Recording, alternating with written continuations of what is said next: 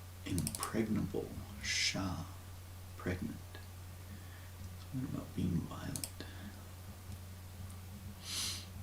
See, I don't understand it all, but it's all about sound.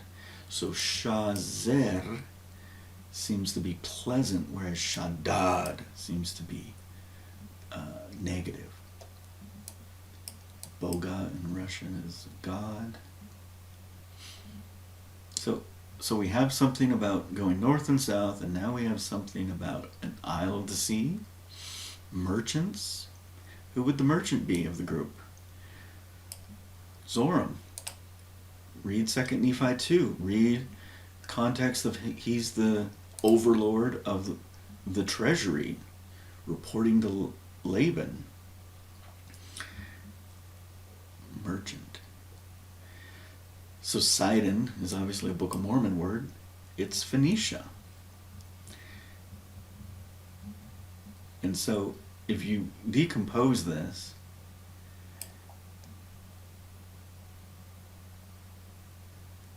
so now look at this. The great waters, the seat of Shehor. Great revenue. So that aligns. So Sidon is the Mulek group. So the Muleks would have some sort of, the Phoenicians would have some sort of shipping mechanisms up in the Mediterranean. The Gulf of Eliot is supposedly where the Navy of Solomon was to trade into, to connect into the trade into the Gangas, into the Indian subcontinent. But that trade had been going on for a long, long time in other parts of the Levant, and Egypt actually had their own canal to kind of make that trade easier to connect to their city. It wasn't a canal like the Suez Canal connecting to the Mediterranean. So ships in the Mediterranean and ships in the Red Sea were not the same ships. So this will be important when we read about Moroni and Pahoron, which you can find both of those. Pahoron is clearly in the Egyptian and Hebrew ancient text. It kind of means a noble, just man. So notice how he responds to Moroni. Notice Moroni never repents or apologizes. And likely when that whole event's going on, they're actually in two river systems. So if you need to send reinforcements to another river system, you already have the boats there. You just need bodies in the boats. You're not going to be constantly moving boats back and forth across river systems. Just like you're not going to be moving a boat from the Mediterranean into the Red Sea. It's just nonsensical. So one of the other important things of Nephi's experiences in Arabia that we have very little knowledge of is their defense measures, their ditch building. And if you read the Hebrew Bible, the concept of a trench as a defense measure was very common. I don't know if trench would be the right word to find it directly in the Bible. So you've got a canal trench, a path trench, and then a bulwark. Yeah, bulwark would be the...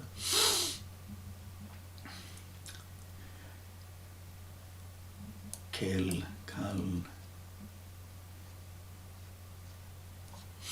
So when we look at some of these earthworks, we always do core samples vertically to kind of get timeline. I wonder if anyone's ever done a horizontal, like the Serpent Mound earthwork. Have you ever done a horizontal core sample? And when you build a mound, do you have what I would call an erosion model to understand what its original height and width was? Do you have any way of detecting if they used wood as retaining walls? So was it a soft round mound, or was it like a walkway that was elevated? And part of the legend of America is clearly the Serpent Mound as one of the great effigies of the world. Okay, I think we can close that.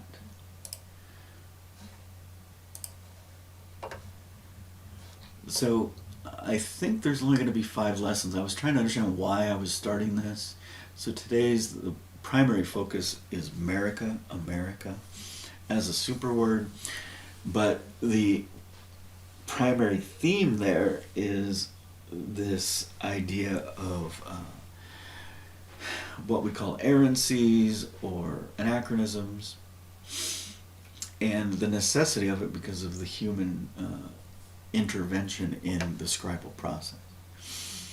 And some of it may be justified, some of it may not be justified, but in my opinion, that's very much an opinion. So this is some stuff, you'll notice it's almost a year ago. So I've been thinking about why am I doing this here and now? And then I see the date that I'm going to finish.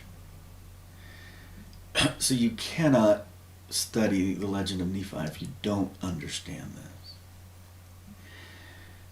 Zedekiah's birth name was not Zedekiah, just like Solomon's birth name was not Solomon, it was Jedediah. So there was some sort of spiritual name given, there was some sort of anointing to be king. King David was anointed to be king 30 years before he was king. And maybe this was part of this elite battle between the Kohen and the king line of saying, no, he's supposed to be king. No, he's not. Saul is king. The death of Josiah by Necho on the plains is a very odd event. But what's most important when I review this event is Josiah was a righteous king. Josiah became king when he was 8 years old. So the kingdom was being run by his handlers, and then he grew up to be a righteous king. Zedekiah was a king when he was 8 years old or something. There was one other, I don't think it was Zedekiah. So Zedekiah should have been kind of the next in line, but you got this battle that Jerusalem's like in the middle of between Babylon and Assyria and Egypt, and so people are just putting different kings on the throne. The Josiah line, he has 2 wives, so this should be mapped based on the wives, and it's not. Again, the genealogy is a function of the women. And it seems like one of them is clearly tied to Egypt, one of them is clearly tied to Assyria, and so that would kind of increase the soap opera nature of what's going on. Josiah seemed to be a righteous king, but was a child, and the people put him in power. Now think about what Nephi does. I don't want to be your king. Okay, I'll be your king. I think that's how we interpret that part of the story. And then he's about ready to die. He doesn't want to announce a king for a couple of reasons. My original thought was, well, maybe his son is only 8 years old. He understood this story and just how this just creates drama and soap opera. But then as I thought about it more, and then as you kind of noodle on it, well, what happens if half of his sons are black and half of his sons are white and half of them have brown skin? He might just have too many sons. So if you look at Solomon, David had so many sons, and somehow Bathsheba and Solomon were able to finagle the politics, so he became king. The story of Bathsheba and adultery and being betrothed, or actually consummating a relationship with, who was it? Hilda? It starts with an I. It seems like fiction, all of it to me. Scribal influence. A lot of the elites did not like Joseph because he was strange. He would run around the court dancing, singing to God, doing things that you would think would be normal for someone that believed in God. But if you're an institution that's kind of fallen into the rut of the mundane, the worldly things, it would be very bizarre to you. If you were to ask a Hebrew on the street, what does Bathsheba mean? And if they want to go down the biblical story, they'll tell you, but Bathsheba means Jane Doe in our culture, like some unknown, undescribed woman, but David was bad.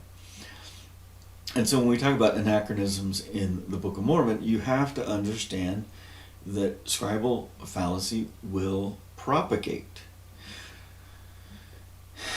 So Joseph Smith was to have said, when he heard about the Muslims, like, which implies he knew very little about the Muslims and their polygamy practices, like, oh, that's good. So he had something in his head based on a vision or some words he heard about sexual innovation. Oh, that's good. But then he has to sit down at the dinner table and at church with these guys that just have these beliefs. Well, what about David and Solomon and their concubines? And what about the story of Bathsheba?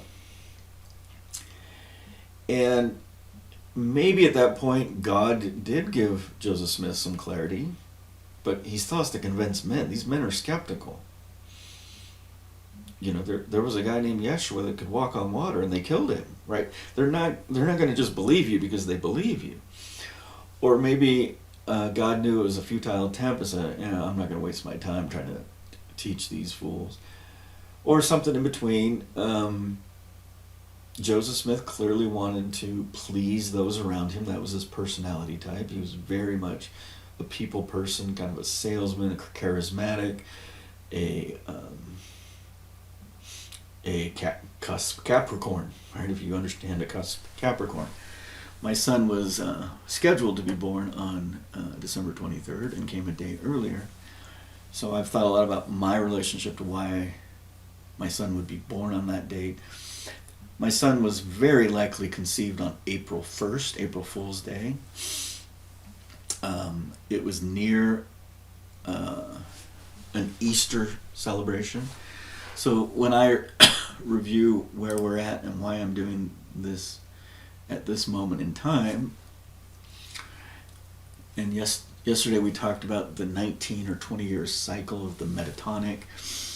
We're on a unique Easter season that happens one every 19 or 20 years, in which the Gregorian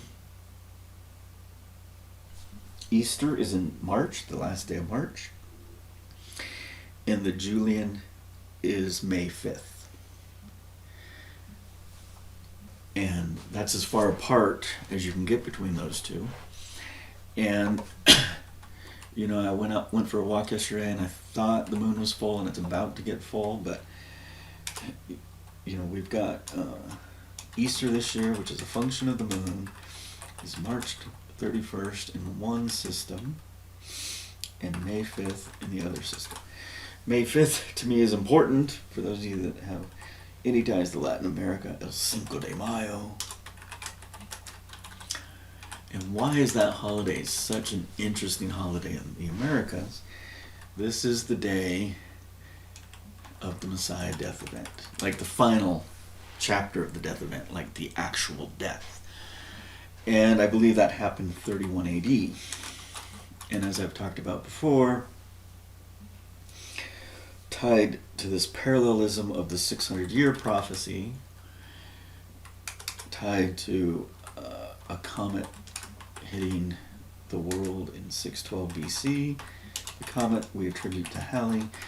Some issues with tracking this comet is this comet basically has a 75-year cycle times 8, the number 8 again, gives you the 600 years. There's lots of ways to get 600, but that's one of them.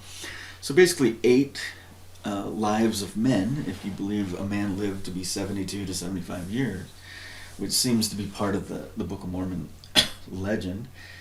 And I believe the age of a man being 72 is just literally saying 72 is when Nephi died.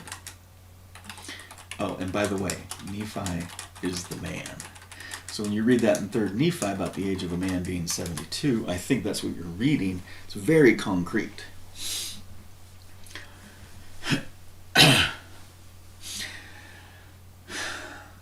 Okay, so Nephi, in the story that we have in the legend of Nephi, he's writing it about 30 to 40 years later. He only tells us events, I'm guessing, from the first 24 years of his life. So that is 1/3 of his life we have data on. We call it the comet Halley. That's ridiculous. it's attributed to some guy much later, so it would be nice to come up with a better label. I don't have a better label. Some people say there was a comet in 616 BC. It might have been both, but if I had to believe NASA or the Chinese, I'm going to believe the Chinese, because the NASA is building a model. They can't even do a three-body problem in their physics trajectories. When the comet enters the inner solar system and approaches the sun, if a planet is nearby it, it's going to significantly change its 75-year whatever they make up, these words they make up, its cycle, its pendulum. So what's interesting about this comet is a water clock. And ancient Egypt had water clocks to measure time in the day, and more specifically in the night when the sun isn't there. And they likely had 18 hours of day and night, based on the numbers 36. And they were equal divisions, but in the summertime, those 18-hour divisions could have been 42 minutes or something, and in the wintertime they could have been 30 minutes, but they were still 18 divisions of time. So when we talk about time, we use the water clock, which is precision of seconds. The Gangans of Egypt or of India have an interesting time system that also seems to align with some of the Egyptian things. Okay, so Halley's Comet is a water clock in the skies, because we think it's a ball of ice. When it gets near the sun, some of the ice apparently melts off. It creates this colorful display, this tail. And then when it gets out into the cold, does it accumulate more ice, or is it losing mass over time? So would it eventually just burn out? Obviously, if it hit a planet or got too close to a gravitational pull of a single planet, it would just collide into the planet and game over for this comet. There are so many models to go back and make predictions on solar eclipses and all these other things. So when I say the Messiah death event was May 5th, I'm anchoring that again to a Chinese witness tied to a solar eclipse over the Sea of Japan. By that I mean that is the apex where it's most prominent. There was a solar eclipse in America. We were at the Louisville Zoo that day, which was very near the apex. I thought there'd be so many people there because of the solar eclipse. No one was there because of the solar eclipse. But the animals were behaving bizarrely. Like this polar bear was like looking up at the sun. Like there's something that animals were aware of that, you know, is beyond our sensory measures. So the Chinese in their calendar say May 5th, 31 AD, there was a solar eclipse over the Sea of Japan. The Emperor of Japan goes into his house for 5 days to mourn or to worship. Makes me wonder about the 3 days. So we're crafted a story by the scribes later about people not believing in the resurrection, or believing in the resurrection for 3 days, and then the body leaves the spirit and you can't recover it. Something about necromancy, some sort of thing, don't talk to the dead. And then you got the Lazarus story where Yeshua intentionally waits more than 3 days, let's say 4 days. So then he's going to backtrack and go to 3 days, or if you do some of the math based on the Holy Week of a Good Friday and a Sunday, it's only 40 hours in the tomb. So all that just tells you is there's something hinky going on. There's scribal influence. The anachronism is a clue to help you uncover the truth. An anachronism is a clue to help you uncover a truth. There's something you're missing. This is similar to Aristotelian physics, or what I would call is Galilean physics, that you're going to call Newtonian physics because of the Kool-Aid you've drank in your life.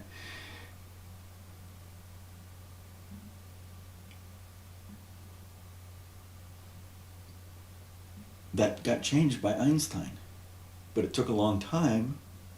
But there was something hinky. You could get on an airplane with a stopwatch, travel a certain speed, and compare stopwatches when you landed. So you have one stopwatch on the ground, one on an airplane traveling. You get on the ground and they're different times. How is that possible? Time dilation.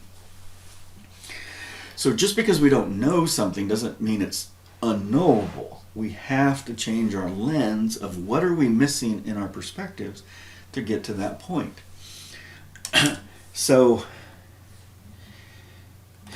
the Messiah birth event had some sort of sign in the sky, which I'm going to say is 12 BC. Again, this comet we call Halley, I don't have another name for it. Samuel the Lamanite says in 5 years he's going to be born. So 7 BC, 8 BC. We have a problem because the timeline of our current calendar goes 1 BC and then 1 AD. There's no 0. So we have to build a new calendar system that has 0. 1 AD means in the year of our Lord. And so it would make sense that you'd want to anchor 1 AD to that. According to our traditions, the Baptist was born the year before, so the Baptist would be a nice year 0 because he's important, but he's not the Anno Domino in the year of our Lord. So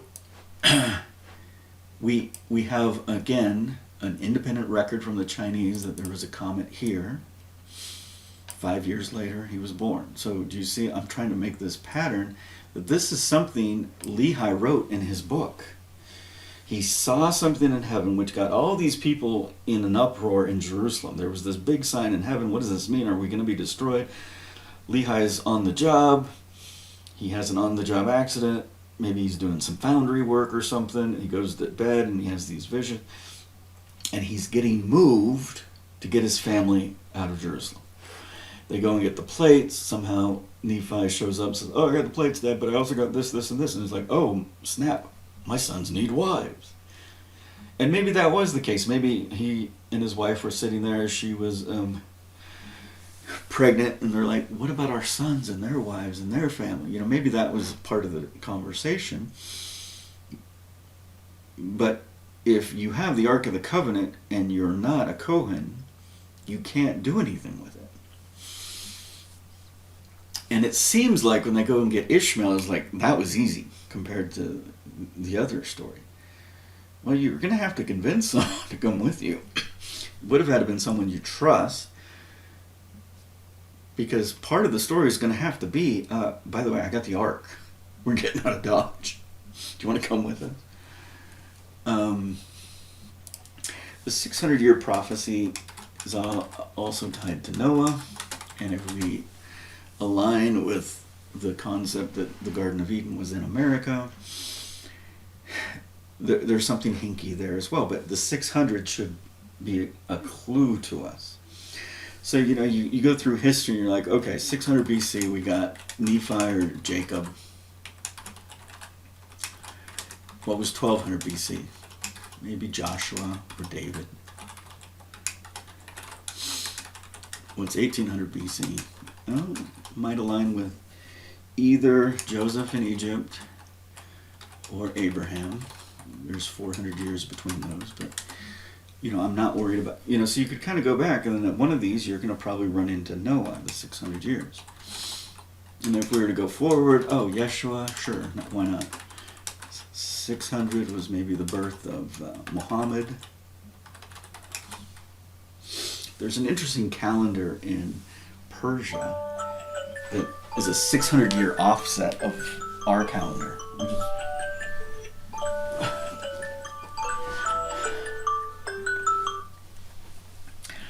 Which I don't fully understand. And then, you know, then you would go 1200, 1800, oh, maybe Joseph Smith, 1805.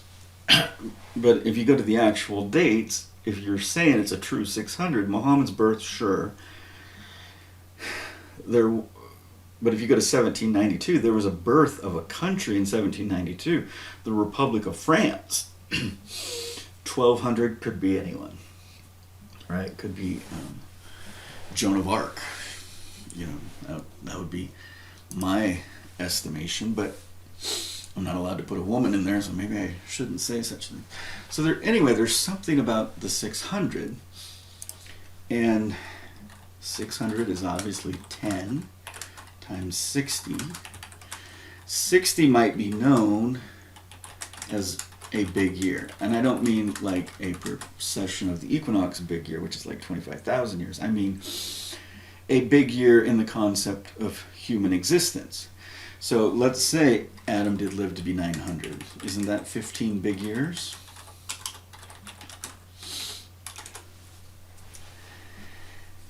And 60 happens to be the cycle in the Chinese calendar keeping system of 5 signs in 12 so-called animals. So here's the water ox. And the story goes, there was a race among the animals, and the ox was clearly going to win, but he gave the mouse a ride, or the rat a ride, and the rat won. So the water rat, and whether the water rat at the very end of the race cheated and somehow beat the ox, or the ox allowed him, could be debated in that story. I would think the ox, as you study the mythical concept of what an ox is and what it does, which is provides and protects, provides food, its body, and protects, in kind of the Ferdinand the Bull example, protects its friends. It's a shepherd of sorts. Whereas the water rat was the forerunner. I'm not talking about Toyota, I'm talking about kind of a Baptist role. And so these words ox and rat are not ox and rat when you decompose the what's called the kanji, the glyphs of another language, which so one of the things I'm saying here is the Chinese witness is completely removed from the Abrahamic religious traditions, the Levant and its history.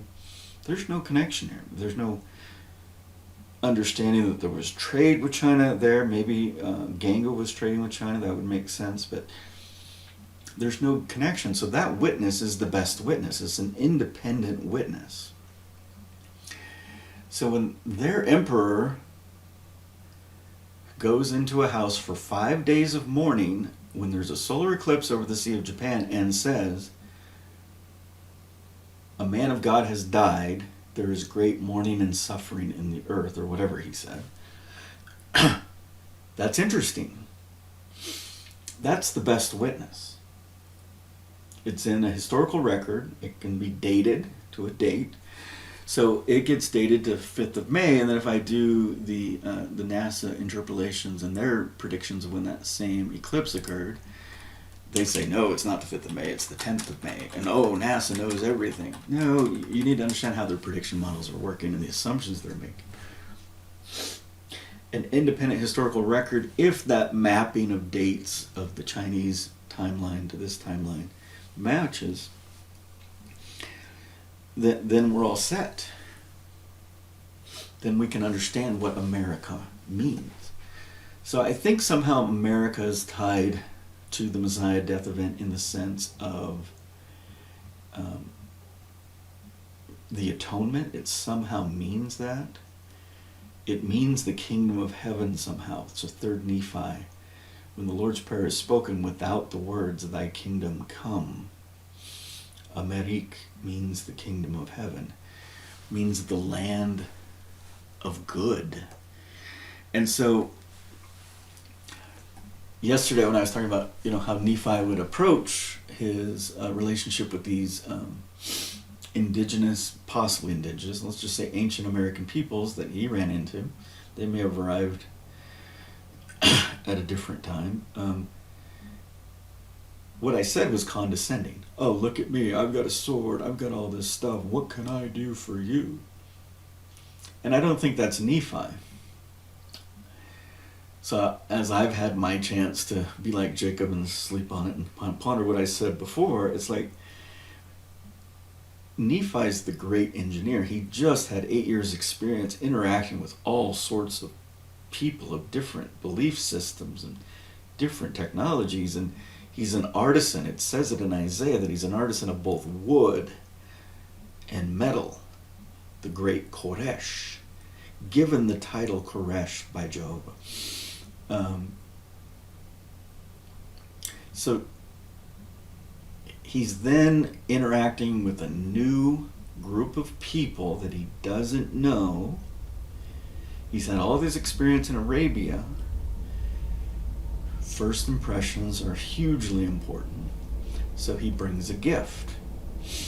So this is found in what's called La Leyenda de Yerba Mate. And in one story, it's two girls walking through the jungle. In another, it's two guys.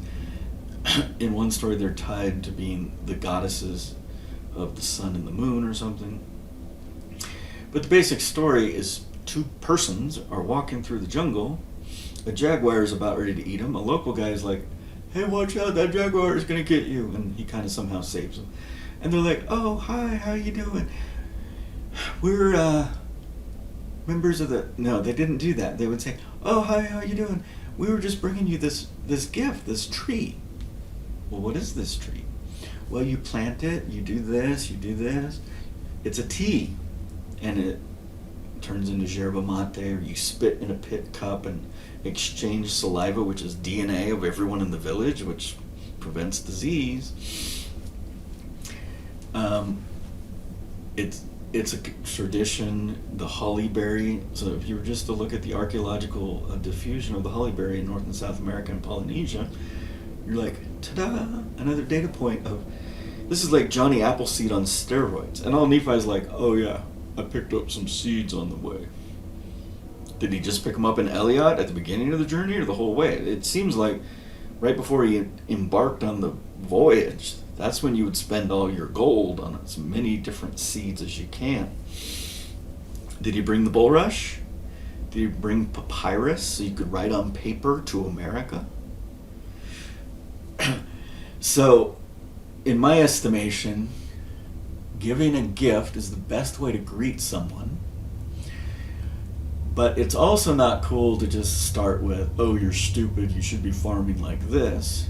The first thing you should do is walk in their shoes for a moon, right? So this seems like some expression we've heard before. Because language is going to be a barrier. But you start with a gift, you walk with them, you see how they have lived as a society for however long they've been. They've learned how to eat, they've learned how to sleep, they've learned how to procreate, they've learned how to find food, they've learned how to be hunter-gatherers and or agrarian or pastoral, whatever they've learned. By going in and seeing what they already know advances your capability to innovate later, because if you can put on the lenses of what can I learn from this group of people that have succeeded at survival for some point in time before I showed up, it also makes you a better teacher.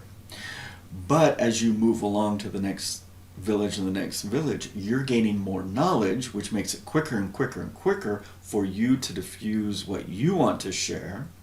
But what you're diffusing has been changed based on what you're learning, because you're learning ideas, because you're not only smart, but you're also smart enough to be humble to understand that they've been living there for hundreds or thousands of years, just like when you were in Arabia interfacing with the sons of Ishmael, the Kedar. That's what Nephi's doing. What's Jacob doing? He's hunkered down in an isolated area. So Nephi, at some point, gets a calling. He's had to have trained enough people to have a workforce. We don't know how long Lehi lived. Let's say 4 to 8 years upon arrival. So now Nephi's about 30, I'm guessing. And so he's had some time with the natives with his father, and there was probably great discussions about, what are we going to do? Look at all these different peoples, and but they've had 5 years or more experience in Arabia with the Ishmaelites, the people, the sons of Kedar, and this other group at this big merchant trade center.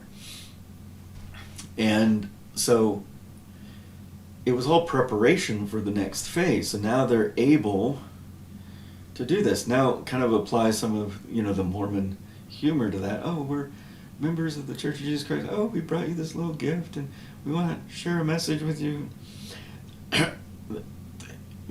That doesn't work as well as, let me first teach you some things on how to make it easier for you to eat, how to make sure the jaguars don't kill your babies, and for you to live a more comfortable and happy life. Oh, and by the way, I am Ariana. I am a steward or servant of God. So I have this belief in this God, and he told me to come here and help you. So here I am. So do you see how teaching about God second is actually going to be more powerful because it's tied to the self-interest of the village or tribe that you're teaching? So I think that was one of the learnings I had as I reflected on, what would Nephi really do? So he would show up with a gift. He would walk with them for a moon or so. And then he may do that Mormon mobilization thing. Okay, I'm going to bring in, for 30 days, I'm going to bring in 50 workers, men and women. And we're going to do a makeover for this village.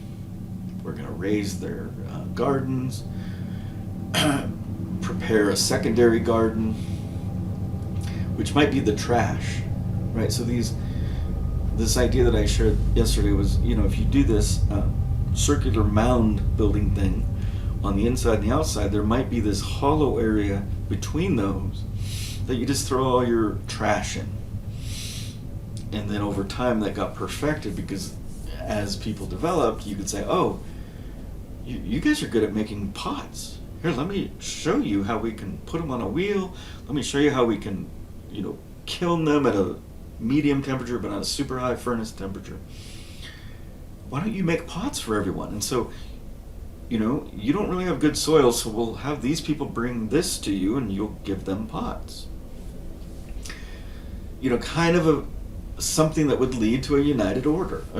Everyone has jobs, everyone's industrious. They're not industrious because someone's cracking the whip. They're industrious because it's in human nature to want to be competent, to want to be connected, to want to be autonomous. So one of the things Nephi definitely did is he bullied the bullies. Oh, those people are stealing your daughters? Here, do you want a sword? Here, do you want to learn how to build boat? None of it is condescending. It's all empowering because that's what a servant leader should do.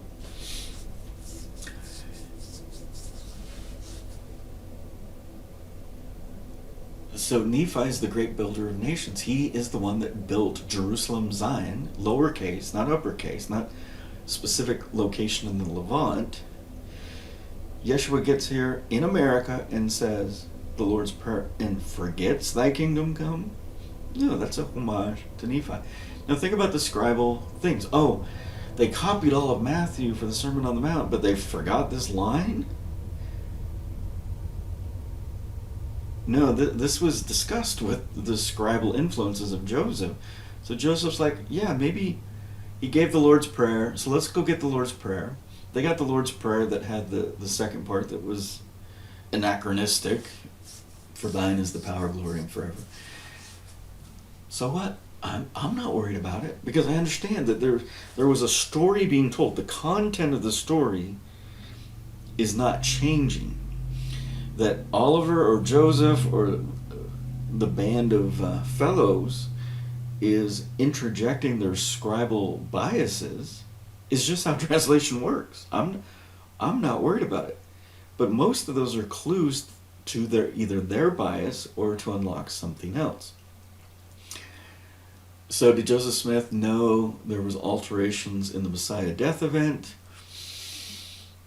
Or did he just... So imagine if he's had Yeshua come to America and he says, come, stick your hand in my throat and understand that I was cut from ear to ear when I was beheaded. That doesn't align with Judeo-Christianity. Oliver's going to say the New Testament says he got a spear in his side, not a bone was broken. So did Joseph Smith receive the full revelation and then have to deal with that?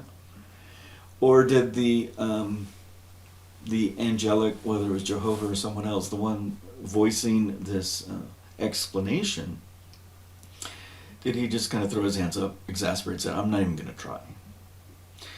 I really think he left significant clues, like Joseph, as an unlearned man, didn't even know there were walls around Jerusalem, but he was saying these things that were just so far out there, but seemed so aligned that these very erudite people for his time, people that knew the Bible of his time, gravitated to him. So, just think about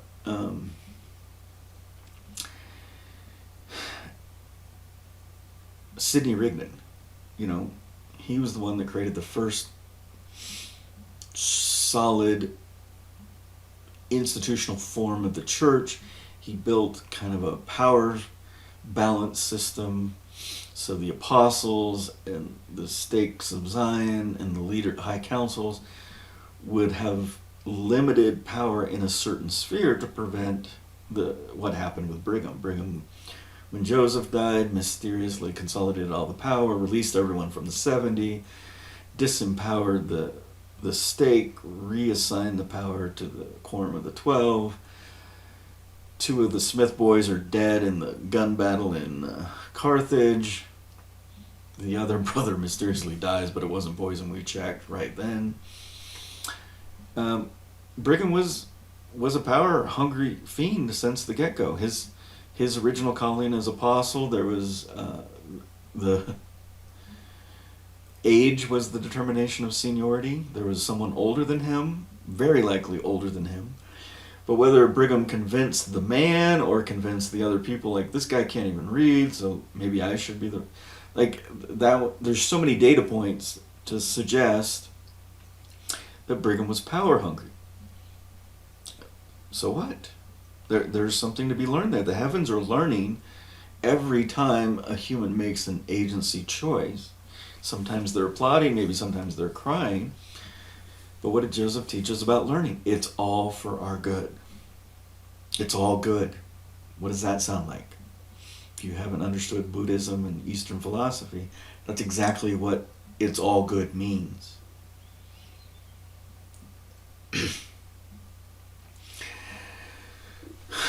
America. So, let's plow through America. What do we want to grab? Might as well just grab one of these older copies of this, if this program opens. So I'm now thinking America was a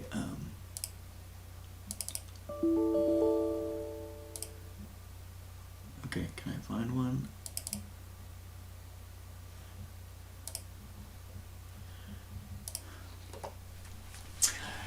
America is a Chazer word. And I think it's one of these words that can actually show, like Moroni showed the beautiful with the unattained. Moroni, the overlord of the Navy. Moroni, the bitter way. Very competing views, but it's a very beautiful thing. Okay, so let's just plow through. I think everything's on. So if you're going to do a geography, you've got, and you're going to have, a lens tied to the idea that Adam and Eve were in America. You've got to have a place where Adam and Eve could have lived. You got to have a place where the city of Enoch was. You got to have a place where the Jaredites landed. So let's just put it on the map. The Mississippi Valley, there were some early settlements here, seemingly some sort of temple structure that got buried under a dam. Something break or something in the archaeological record. Maybe an indication that that was more ancient. Where the Hopis lived, there were also some things the Smithsonian people were grabbing up that were Egyptian in nature. But when you go back to the original story of Noah, there were good people and bad people. It goes back to the whole idea of monogenesis versus not. How can Cain kill his brother and then go into a city? It's because there was a city to go into. part of the struggle was this earth was a blue-green water world. It was supposed to be a garden. And people are bringing this city technology and this weapon technology. And so when things go sideways, Ganga stands up and says, oh, we can do weapons, we can do commerce. But it's a friend of Jehovah doing it after the chaos event, the fall, occurs. So one of my beliefs was the Giza pyramid was a pyramid of God. Now that I'm learning from yesterday, that's been kind of solidified. Joseph built that pyramid. Now, why did he put some sort of granite substructure inside? Was he covering up something? Was he covering up the Tower of Babel? The pathway to heaven? Was he trying to shut that down? Nikola Tesla talked about the importance of the temple, the importance of the number 369s, and somehow how the Giza pyramid could somehow propagate energy for free and radio signals for free around the world. And Nikola Tesla had visions, and he was a brilliant man. No one could understand half of what he said. I read a transcript of his, and he's I'm like, oh, he's cool. He's like saying stuff I don't understand, which is probably what most of you are saying when you're listening to me. So you've got to build an event.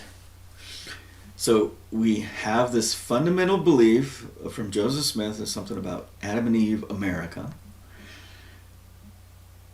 So I'm going to anchor to that. I've got to have in my archaeological record some sort of zone for where Noah was. So I'm going to say anywhere from here to northern Florida is where the ark he built. But then if you look at how the Masoretes are changing timelines, one of the significant timelines they're changing is the ages of people. Like supposedly one guy watched 6 of his grandchildren die, and all of a sudden they weren't living for 900 years, but it was before the flood event happened. You get this Noah story that Noah after 600 years does something. The monogenesis story says only 8 people, remember again the number 8, get on the boat. It doesn't say that in Genesis. It says it somewhere in Hebrews. But does the number 8 mean the actual number 8, or does it mean all of those that followed the God oath, as opposed to the number 7, which is the earth oath? And so then if you look at the number 7 and 8 in different cultures and their symbologies and what they mean, you wonder why. So I still don't know what is the number 10 got to do with the Messiah death event. Genesis 1, there were 10 days of creation. Look at my hands. I could explain that to a child. Somehow I have a big thumb for a day of rest associated with God, and on the left-hand side, the spiritual thumb, and on the right-hand side, the temporal thumb, which is I can do whatever I want. Which we've ingrained in our culture as my Saturday and Sunday. Saturday is my day of rest. Sunday is my day of rest with God. But I'm supposed to make 7 out of that. So the Masoretes clearly manipulated the 7 and 10 thing. So then you have to go to all the places they made that manipulation. You got to remember, there were 2 groups that were making the manipulation. There were the Roman Catholics, the Constantine people. So the Constantine people would make edits to the Old Testament and the New Testament to fit their narrative.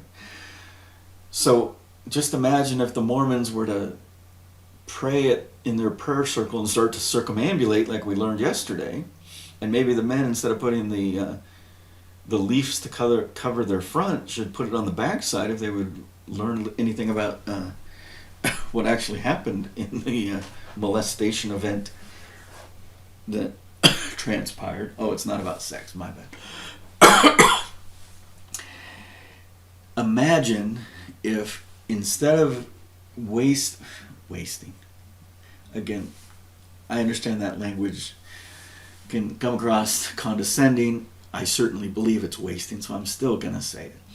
Rather than wasting your time and energies to pray for an 80-year-old or 100-year-old man to change his worldviews, which is literally impossible, next to impossible, why don't you pray for something concrete, like Will the three Nephites please step forward? Will John the Revelator please come forward and give us the original edition of the book of Revelation? So ask for something very concrete. Please bless the prophet with insights to lead and guide the church. Very abstract.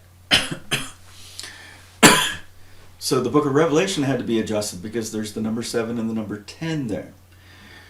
Daniel talks about a group of people coming together in a council and 3 of them getting up and leaving. Now we have both 10 and 7. There's some issues with Daniel in terms of its pseudograph, whatever, that he lives through 3 kings and has these stories to tell. I don't worry about that. My big problem with the anachronism of Daniel is that he has this vision and it says he was afraid. I'm pretty sure Nephi experienced a lot of things in his life, but at some point, if you're transcending into alignment with God, you're not afraid of anything. What? Remember Elijah? These people are trying to kill him. His servant can't see what Elijah can see, so maybe there's another dimension that Elijah is available to. So maybe Elijah's living in 4 or 5D. And Elijah may be a little bit flippant. Okay, dear God, please bless my stupid servant so he can see what I can see. And what did Elijah say before? Those that are with us are way more than those that are against us. Now, can you really believe that? Can you think in your life? Remember what Joseph Smith said, angels will be on your left hand and on your right hand, and I will be in your heart. Can you believe that? Can you believe that there's a legion of angels at your beck and call? But if you understand anything about agency in the potter's clay, you shouldn't call on them. You should say, you are the potter, I am merely the clay, move me as you may. It requires a change in your way of thinking. And then things serendipitously that you don't fully understand just fall together. And so what you then do is reflect on that serendipity and like, what can I learn from this based on my current worldviews? And you just finish with Yare. And Yare doesn't mean I fear God. It's like, God is awesome. And he's going to tell me 100 ways till Sunday. That's hilarious. That he's awesome. So I made a comment that Newton is a freaking idiot. Newton did nothing original, but he represents modern academia. He was named the chairman of the Royal Academic Society. He took all of the work of Galileo, put it in an algebraic form, and got credit for the 3 laws of motion. He developed something called opticas that could have been stolen from Robert Hooke, who was doing all the work in the basement. He once said, if I've seen further than others, it's because I've stood on the shoulders of giants. Robert Hooke was a hunchback, so he was basically mocking Robert Hooke. And I don't mind mocking people, but to mock people, you have to be smarter than them. There's kind of this meritocracy. When Elijah mocks the priests of Baal, he's got God on his side. And he's making it very clear that that's the case. No. The Book of Mormon says fools mock and they will mourn. Well, maybe there's inerrancy, there's an anachronism in the interpretation of that scripture, because that does not make any sense. You're saying fools mock, but then you're saying Elijah mocked. Elijah is clearly a worker of God. So another anachronism would be the natural man is an enemy to God. You review the whole speech. Beautiful, wonderful. The one word that doesn't fit is the natural man.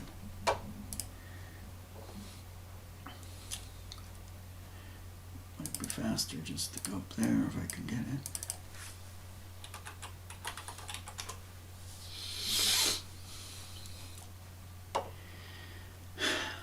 the natural man in this day and era was tied to the man that was born from divine power. And then down here it says something about an illegitimate son, so it kind of goes all over the place. So if you would have said the greedy man, or the self-interested man, or the whatever man, I would be fine with that word. When you say natural man, I'm not happy.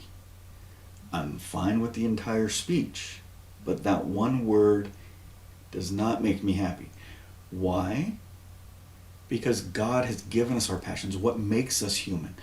If you go and study like the Sadhguru, he laughs almost all the time, but every once in a while he gets angry. His nostrils flare. The word in Hebrew for this is ruach. The spirit was upon the waters could literally be the anger was upon the waters. Did Yeshua ever get angry? Oh, no, he was this ascetic. Are you kidding me? He made a whip and he drove the people out that were mistreating the animals. To be angry is to be human. To suppress anger for whatever institutional social construct is to not be human. So the reason I don't like the word natural specifically here is because there is kind of this debate between the John Locke and the Descartes camp about, is man inherently good? Descartes, and some people say, well, that's why the French Constitution failed, is they assumed man was good, but man is actually self-interested. So you have these competing views of the natural man. Okay, we are clay created by God. How can you say we are naturally evil? So the naturally evil goes back to the Catholic traditions of the original sin. How is that part of Mormonism? So I don't like the word natural. So if you read it in entire context, the theme of the speech is still pleasant. But why did Oliver say natural? What was voiced to him? And maybe it was another modifier. So if I have to go back and try to uncover truth, there's fewer and fewer people that could manipulate Isaiah because they didn't understand what he was saying. And if I had to summarize sin in relationship to the two great commandments, are you grinding the face of the poor? Are you exploiting other people for your own benefit? That's contrary to the idea of being a servant leader. It's being a taker instead of a giver. Okay, so Newton is an idiot. When he says, I stood on the shoulders of giants, Robert Hooke, who created Hooke's laws, which is tied to spring dynamics, possibly also wrote all of the information that became Optica. There's some debate about that. But he wasn't the one that was pleasant to be in royal company. He wasn't Sir Isaac. Newton says this quote, possibly throwing him under the bus, but Newton didn't even come up with that quote. That was from 1089. Some guy named John came up with that idea. So this concept of if I've seen further than others, I stood on the shoulder of giants, is a beautiful concept. The reason Newton is an idiot is because he was that guy. He was that engineer that always got on the team to get paid and look good, but he wasn't an engineer. He was always taking credit for the work of other people. In the Dialogue on Two Systems, Galileo proves 2.5 of the 3 laws of motion using geometry. This is when America was first discovered. I don't know if that was tied to some of his inventions. But by the time Newton's coming around, they're starting to pull knowledge and data out of Africa. And this is when Newton, Leibniz, and 3 other mathematicians all come up with the solution for the Brachistone problem, inventing calculus or fluxions. But of course, we call him Sir Isaac Newton. But one of the reasons he's an idiot is apparently in his timeline there was a belief that the Messiah birth event was tied to a supernova. And I believe Kepler was the one that kind of initiated that. So why would they have that belief at that time? They had some knowledge stock, some knowledge store in their repository, and from that was tied to that. But Newton, being Newton, was so fixated on the number 7. And this is one of the reasons he's the great idiot. When he creates his color wheel, he has to create like 3 colors for blue and purple and violet because he wants it to be 7. When he's studying about, the different poles of the Holy Week and all of that, why could he not take a step back and say, well, maybe it's not 7? Because there were lots of 10-day weeks in ancient times. Egypt, the Etruscan week, which was the week that was being used at the time Jesus was alive, had what was called an 8 or a 9-day week. The 7-day week was introduced 100 BC. So I think 180 BC would make sense. So I think it would go like this. Jesus died. Some really bad stuff happened. Both the Romans and the Jews understood it was related to Jesus dying. There was a time of chaos and commotion after he died, but then in some sort of restitution and recovery, both the Romans and the Jews wanted to come up with some way to make that happen. So the Romans introduced the 7-day week. Don't get me wrong, there was a 7-day week in Babylon. So if there was a 7-day week in Babylon, maybe Daniel went into Babylon with the 10-day week and then he left with a 7-day week. You read his fasting, and he fasted for a full moon. After 3 full weeks, it was only 24 days. There's something hinky about a 7-day week in that Daniel story. And I don't care if Daniel is a narrative of a narrative. It still is a story that's circulating as content of a worldview at that time. So the number 10 is found in Daniel. The 10-day week is actually found in Daniel if you read it carefully. When his buddies do this test with the eunuch about not wanting to drink strong meats or wines, how many days did they do it for? Wasn't 7.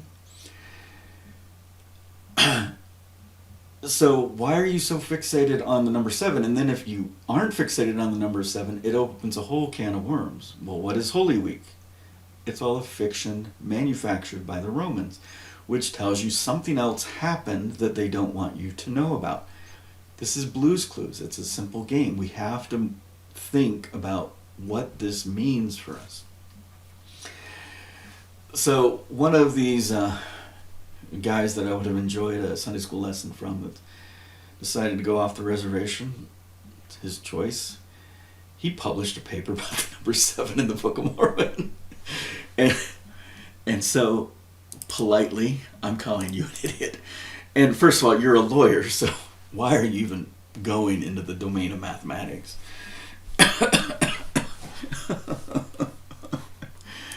Oh. So anyway, there was some supernova event, but everyone got so fixated on 7, which means Rome did its job with its cover-up. So about 320 AD, the Roman program is starting to unroll its methodology to reestablish Rome as important after the death event. The Jews are out to pasture. Their language is going to die. The Masoretes are trying to hold on, so they're trying to create some way to even remember the vowels. So they create this diacritic cantillation vowel dot system. This is 500 to 1000 AD. And so they're also making, so they're probably doing a reaction to what Rome did as the first move. So I would estimate there was some collusion involved here. So there was something about 10 related to the death event that was so important that in collusion they both agreed we've got to change 10 to 7. Were there 10 days of creation or 7? That is so hard for us to jump from based on our constructs. Go read Genesis chapter 1, analyze the creation things. Can you get to 10? Analyze how many times it says God said. Can you get to 10? But somehow some of them were merged on the same day. You know, some of the evangelicals that actually think about this honestly are like, well, how can you have plants without bees? Like the order of events might be out of order. But we know the Masoretes were fudging around with the text based on their not only wanting to establish and maintain their worldview, but it was somehow tied to the death event. And we talked about this yesterday. We're reading about Moses and the golden calf and the ornaments and the decorations, like somehow they were wicked. And certainly I believe you would have to create a national identity after you just left Egypt. And the Egyptians did practice things like surgery. Specifically, they were very good at plastic surgery. They would manipulate the female breasts of the rich women, do tummy tucks, do all these things that modern surgeons get away with. And so you're going to notice that one of the commands in the government created by Moses in this circumambulation event that got somehow turned into the golden calf is evil event, just the disconnect between the Masoretic and the Septuagint text here is just demonstrating that, wow, not only are they covering up 7, they're really trying to associate the calf or ox of God with being pagan, right? Like being not of the house of Israel. So it seems like the Masoretes are making a second move. They're a weaker player. Rome has already made the first move. Rome in Hebrews introduces the number 8, introduces that Melchizedek has no father or mother, is an end without days, which is a polygenesis concept if you dig into it. But the Masoretes fudged the ages of the patriarchs to fit their narrative, possibly fudging Genesis 4 and 5 to somehow say all of the descendants of Seth were righteous and all of the descendants of Cain were not righteous. Again, it's a mess, partially because they're not accounting for the polygenesis nature of creation. And so when you have this set of anachronisms, you can throw up your hands and say it's all fiction, or you can say, no, there was a truth that got distorted because of the scribal intent to do so. So when I say 10 is greater than 7, which is obvious, and 10 minus 7 is 3, and then I would say Daniel talks about a council of 10, 3 get up and walk out. Is that a third part? So for you non-mathematicians, you're going to just go to 33%. No, a third part is 3 groups. Those on the fence, those on the left, those on the right. What do we learn in Revelation? Are you hot or cold? If you're lukewarm, I will spew you out of my mouth. Yeshua at one point says there are more against me than for me, and then later he says there's more for me than against me. He's dealing with whatever this event was. So there was some fall and there needs to be an atonement to redeem.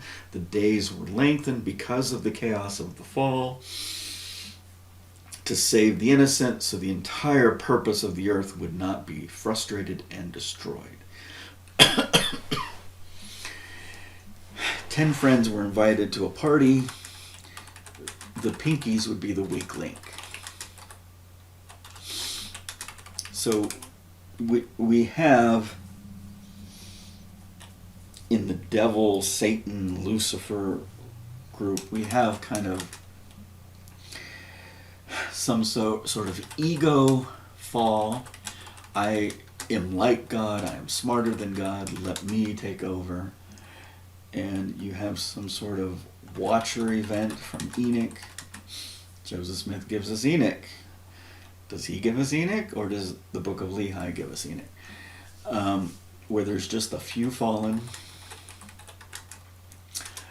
And for me, currently, the idea of the Lucifer fallen, Lucifer was the tower in the garden. So he was assigned to specifically be the overlord of all watchers. So it makes him in a position where he can convince watchers to fall. And then we have some sort of hybrid DNA manipulation. And when I say DNA manipulation, you could just put spirit manipulation in there, because the concept of your semen or the white fluids of a woman that's menstruating and the mixing of those somehow create a child. There's some mixing component here. And this is the reference of the satyrs and some other things, if you go down that path. And the main line of that path is some woman was trying to create a child out of clay and water, but she was missing blood and semen, so she convinced the men that were with her to help her go and kill the guardian of the deep and steal the guardian of the deep semen and blood, so she could create an artificial man. I don't know where I'm at with that right now, but that's clearly part of this chaos event. And so fundamentally, if I were to summarize all of that, and then obviously the master man, somehow that Lucifer taught Cain the way of murder. And that may be Lucifer. Like, we've consolidated and conflated all of those into Lucifer, the devil, whatever. So you have to consider these elements when you're trying to understand the larger picture of the fall. But if you have to get up at the pulpit over and over and over again and say the Garden of Eden was not about sex, that just demonstrates that you're unwilling to review all of the signs that the whole purpose of this garden was about sex. Multiply, replenish, be good stewards. And it seems to be there were boundary conditions. The 4 pillars, the columns of Hercules, the 4 columns of Egypt, the 4 columns of China, the pillar that somehow bowed before the other pillar in India. All of the stories have a pillar. One of the stories that are tied to the Greco-Roman tradition talked about a circular city with a pillar in its center that was 5,000 stadia, which I think is 30,000 feet. I don't know. And everyone loves talking about that because that's the city of Atlantis. Let me give it another name. Oh, that was the city of Enoch. So how can a city that in one fable descended into the sea and their technology was lost forever, and in another fable they fled? It's because 2 people are telling the same story, but they're telling it from different points of view. One was made to believe the city was destroyed, so this is an action of, protagonist 1. The second character, maybe antagonist 1, looks at the event and says, oh good, I destroyed that city. And I originally had a worldview specifically associated with that with some of the Mayan ruins until very recently, because if you were to map all the pyramids of the world, only the stone pyramids are here except for Giza. And you have this big, if you look at the depth here, you have this big empty space. So, nice circular city. If you read Revelations, it was 500 miles in a circular form. So now I have different stories. The ancient Mayan stories is we were created by coming out of a cave and killing our brothers. The Aztecs had a similar story, but both of them had a story of a city that was amazing that left, but when they died, they would all join that city. So even though they weren't with that city, eventually they joined that city. We're supposed to believe that there was a comet strike right here that killed the dinosaurs. Can you piece that together? You have a comet strike, you have these tidal waves, everyone that's witnessing it, it looks like the city is being sunk into the sea, and God takes it back. So I'm talking about America, that's an important part. One of the theories I've actually had is somehow in the Antarctic, the Garden of Eden is still here, or maybe the city of Enoch, and it's covered in ice, and the cherub, the wine press, is still guarding it. But that would be some serious moves of tectonic plates to make that happen. Okay, basic geography. The 8 turtle ships arrive in the St. Lawrence Seaway, the brother of Jared. Simultaneously, Noah takes off. You're playing capture the flag. If this is your home base, you're having people come in as people are leaving. So when the firmament collapses and death and destruction comes with the flood, this occurs. The sea levels were probably 400 feet lower than they are now. Part of that's the melting of the ice cap, but part of that would be if the firmament that was hard as steel, or hard as sounding brass, was made of some form of ice. Well, I'm going to say some form of water, possibly basic ice form, but I would go beyond that. Okay, so those are the basic elements that you have to understand even before you get into the Book of Mormon stories. Jaredites arrive through the St. Lawrence. There's a tale of an Indian tribe that has this mythology about arriving on turtles that were airtight, and I think there were 8 of them. Notice the number, 8. So we have the Jaredites arriving in 8 boats that seem to be shorter than the one big boat of Noah, but Noah supposedly only has 8 persons on the boat. Do you see that 8 is important here? The number 8 in the Chinese symbol is the division of humanity. The confusion of the languages, the divisions of the nations. So that there is some sort of tie. So I would say the number 8 is tied to the atonement. So somehow the chaos was the God, or was the earth oath, or the Lord of the earth, if we're going to just simplify it into Lucifer or Satan. Somehow with the fall, he gained power or keys over the earth. A third part of the stars fell with him. His hosts fell with him to the earth. They were trapped on earth, but he became Lord of the earth. So you're playing a war game. Jehovah has to recover earth. The pinky that was probably one of the tipping points of the war game was probably in the Levant, the Tyre L group. And so you've got to go take care of business. Now, you've got to clean up the mess of the invitee and say, what are you doing? You've got to clean up the invaders, the ones that crashed the party that weren't welcome. So you've got to go to war. Noah is going to war. The Jaredites are protecting home base. Enoch is doing an evac operation. We have a fall. We have this chaos. We didn't sign up for this. You invited us to a party in a beautiful garden where we're going to raise our children and not have war. Okay, we'll get you off the planet. Right? This is basic problem solving. Now, did Enoch just get the Americans off the planet? Or do you get everyone off the planet? I don't know that. I would think the Indians could take care of themselves, and I'm like, the Indians are like, oh no, we've done this before. We're good. Let's move into Charlie Foxtrot. We're good to go. So the Egyptians talk about how their peoples came from the west. If you're going to war, at some point you have to put the sword into the heart of the beast, Dead Sea, the lowest. The problem with Google Earth is these are flat maps, but they have a number here with elevation.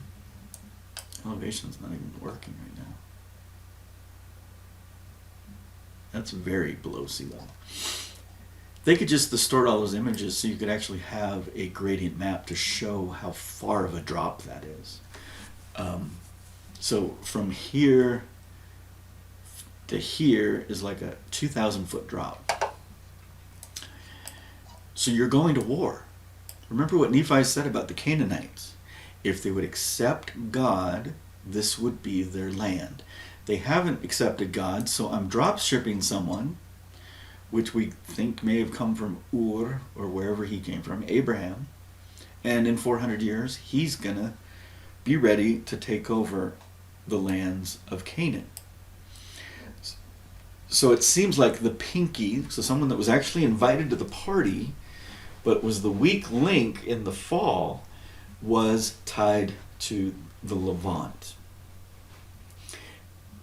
And so you got this this battle for Middle Earth going on.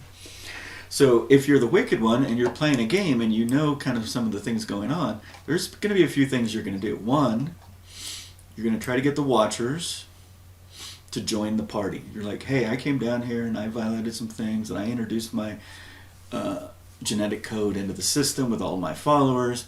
Why don't you do the same? So if he's the keeper of the watchtower, Isaiah chapter 5,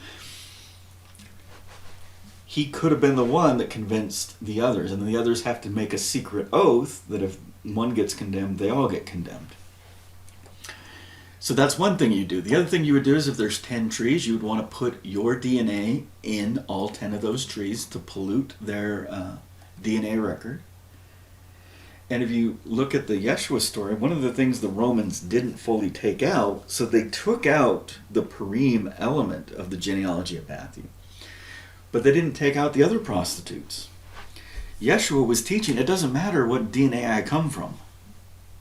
I am the Son of God. It doesn't matter if it's, so this pure bloodline thing, I think, was one of the things he was trying to teach. But if you're the wicked one and you're playing this game, you first want, if there's 10 trees on earth, you want to make sure that your DNA is embedded in all of them. You want to make sure that other people that are supposed to do your job, the Watchers, are also facing the same consequences. You want to create chaos. You want to be the Loki, right? You just like the idea of chaos.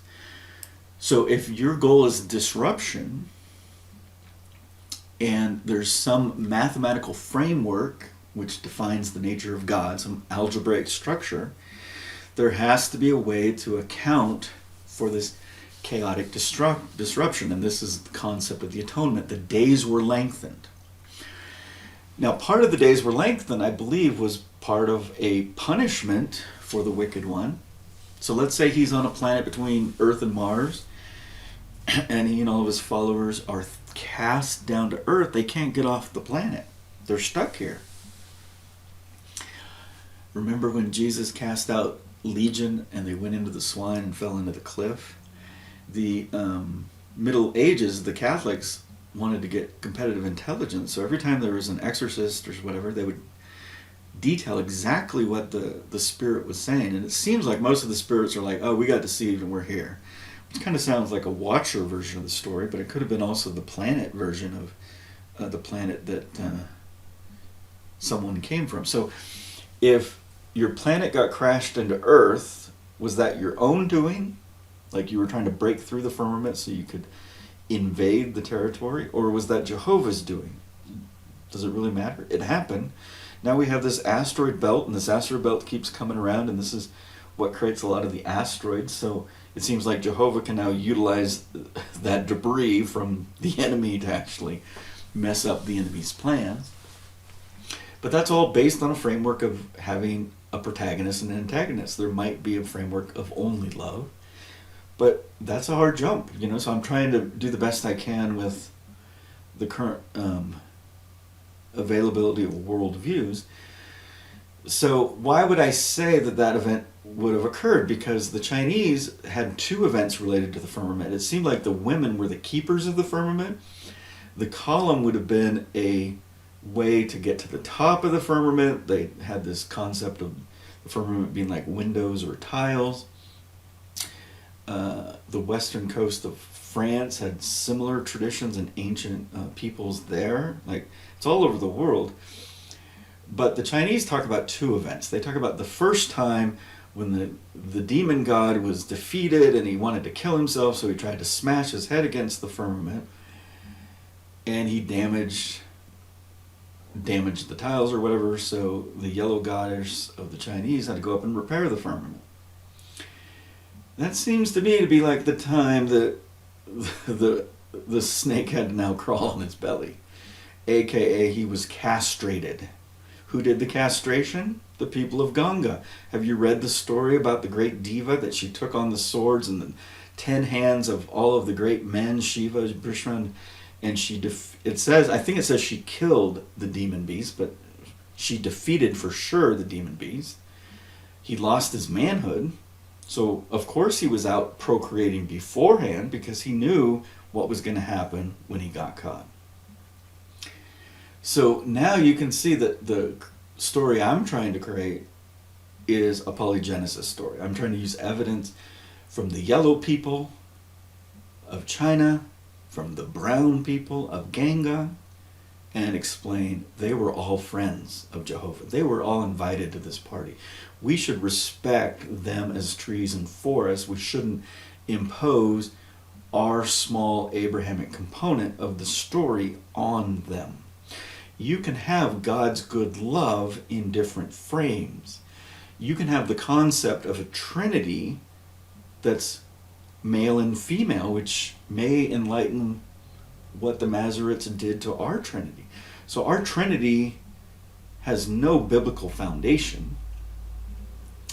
The concept of a Queen Mother of Heaven was clearly a part of it at a time. And so a lot of the Canaanite Assyrian type scholars, they're like, well, Jehovah was the god of thunder of the south and El was the god of Baal of the north. That's consistent with the story I'm telling. The pinky was the Levant. There was a guy that was invited to the party that things went sideways, and his name may have been El. So who has to come in and clean up the mess? Yah-El.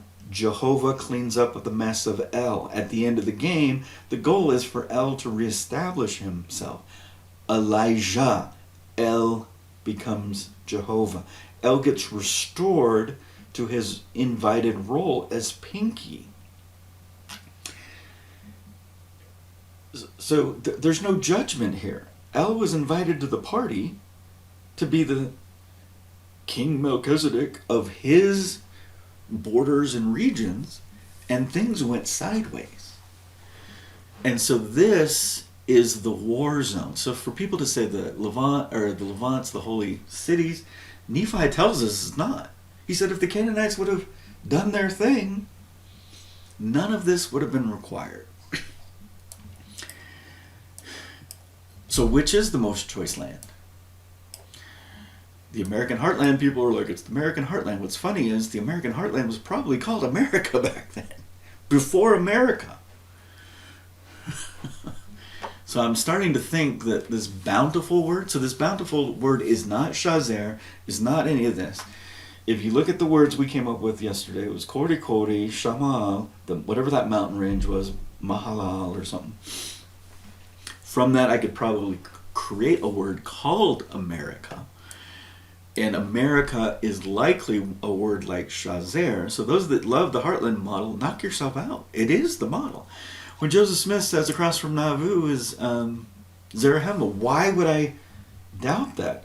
When he says at the mound there was a Zelf and an Onanagan and it went all the way to the Rocky Mountains, nothing to doubt here. Some of the confusion is when Hagoth went north, I'm pretty sure he just went north here. And then he got pushed into the Dakotas over time. But it talks about some big sea, and there's a big bay up here he could have gone through, cross these lakes, I'm not real concerned with it. Niagara has river islands on it. Niagara is found in South America. So what does it mean? So the main river would be called Sidon. They wouldn't have named the sub-rivers. You've got to understand there's about 300 years before the peoples collide. So before they collide, everything they're doing in relation to shipping and boating and everything is Phoenician based. And then you have two independent shipping technologies collide, and one of them becomes the dominant design. It's obviously the Nephite one, and the Nephite language and everything. So here between Myrtle Beach and Charleston, there's a river. This is likely where Mulek landed. It's almost at the same latitude. 600 BC for the Phoenicians to drop them off or to move them there, it wouldn't be a problem. There's some archaeological evidence at 600 BC that the Phoenicians actually circumnavigated Africa. So it could have been a water taxi. I dropped them off, I circumnavigated, and I came back into here. Or it could have been a separate event. It's unimportant to me. So let's put some anchors. So we got Mulek, the city of Mulek. It's a river that has one of these names. What is the river? Satmi or something? The Satmi River, but if you dig into what the Indians called it, it's got one of these Egyptian label names on how it would appear if you're arriving from the east, the Iriantum marker that Nephi left us. So halfway between Myrtle Beach and Charleston, there's a river system. This is probably it. This dam is fake, but the dam suggests that there was an ability, it's the Santee, there was an ability to collect more water there. So they likely landed there, but there's 300 years of history, and then all we know is they went up to Sidon and they had a Jerusalem. I'm sorry, not a Jerusalem, a Zarahemla. So when it talks about the East Coast, this isn't hard. This is the East Coast. There, I've given you Mulek. I'm not going to give you more. So let's say there's a battle here on Myrtle Beach with Tiankum and all that going on. And they lose the battle because they're not getting reinforcements from a different river valley. So why would the Lamanites, air quotes, be coming up this path to go after, let's say, Columbus, Ohio, is the city of Bountiful? Why would they be doing that? It's a different river system. Why wouldn't they go further north? Because this is kind of how you would set up your defenses. I don't know that so certainly the enemy over time would gain the technologies of the first mover, but the first mover advantage is you know why your boats do some things. Some of the boats may have not done well, so they were just hugging the shore, so as long as you could protect the shore, you could meet them out on the ocean and fight them. So for them to gain all these cities and get up here to Mulek meant there were battles in the sea or on land near the thing. Most of the battles were likely Pirates of the Caribbean kind of battles, not battles you can imagine. And so it doesn't seem like they ever got further north than this. So why would this be called the land bountiful? The river system changes right here. So there's some mountains here. So if you were to develop defense mechanisms, you would have your boats on the different river valleys. You would have learned that. And then all you would need is men to man the boats and soldiers to come into the boats. So wherever Nauvoo is, you have Zarahemla, the Kingsmen, the Peharon story, so he has to go back. It doesn't take him long. Certainly there's maybe 100 miles of mountain land he may have to cross on foot, but once he gets into the other river valley, they've probably got some sort of taxi service set up to allow travel, especially for military. So once he gets into the river system, it's merely a few days to get hundreds of miles away. To get from Santorum, which is where the original lands of Zoram were, river islands, the Tupinambra, to Zarahemla would have been 21 days by boat. So that just gives you a marker. This is the Sidon. Did they name the sub-rivers differently? Probably not. So when they talk about this battle in New Orleans, we don't know if this was like all water at that point in time. But it seems like this would have been Jershon. If I give you Mulex, all of that falls in. It would make sense that there would be one of the cities on this side, possibly one city on this side. This might have all been underwater at the time. Cuba, definitely a tie to the Book of Mormon story. So it's got to be one of those main cities. Havana, whatever Hav is, Ana. There's some ancient tribes here that are still non-molested by locals. So Cuba, Haiti, definitely. I would say this might be... So where's Puerto Rico? So the Taínos and likely the Caribs. So I would guess the Dominican, this Dominican, was where the Caribs were. The Caribs would take over all this. This land was highly disputed. Depending on what years, the Caribs and the Ottawacs were supposedly fighting over here. The Ottawacs might be Cuba. This is Manti. Coba is the city of Manti. Ishkaret. So Cozumel would have been a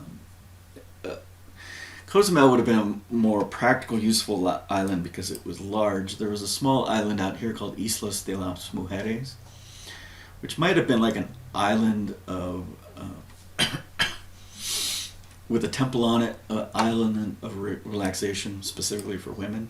But it wouldn't have been an island to live on just because, you know, you're in the open ocean here.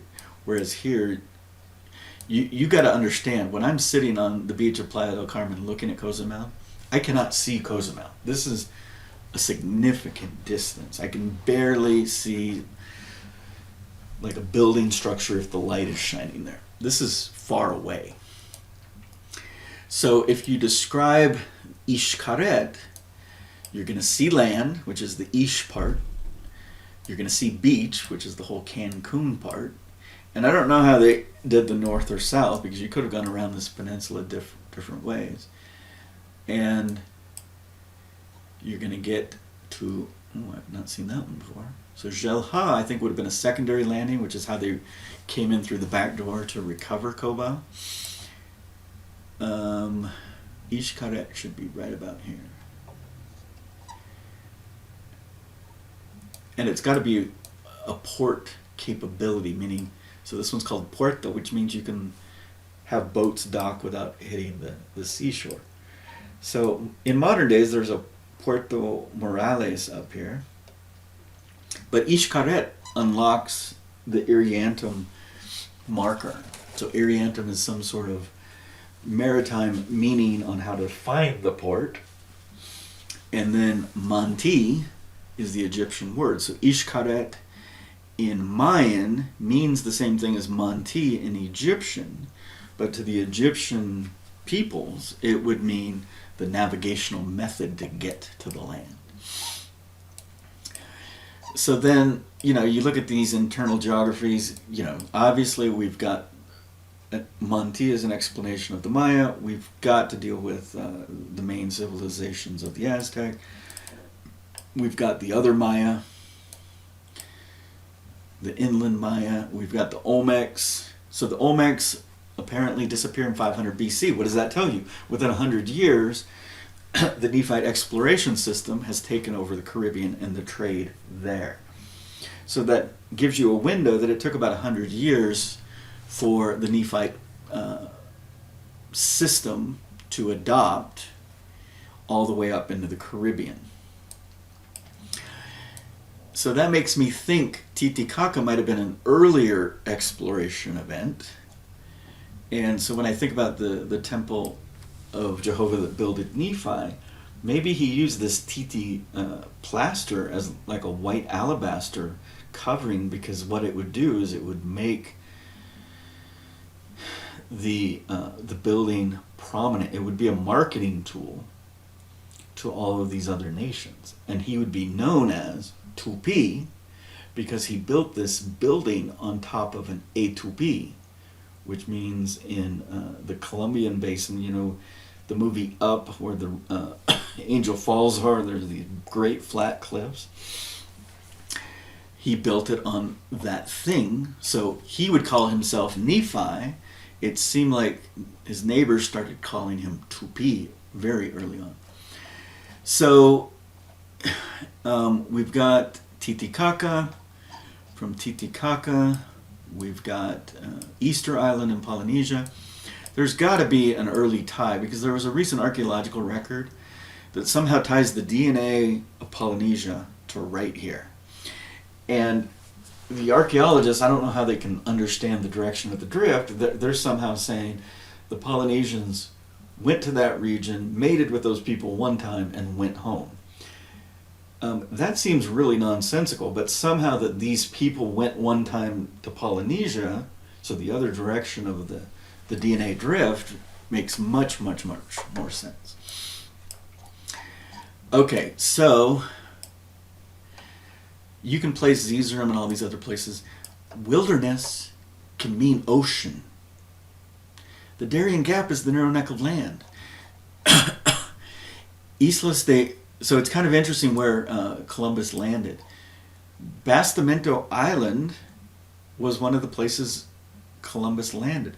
So if you wanted to exchange goods and services, you'd want to be able to make sure you got out of the rough waters. In certain seasons, this water is not rough at all.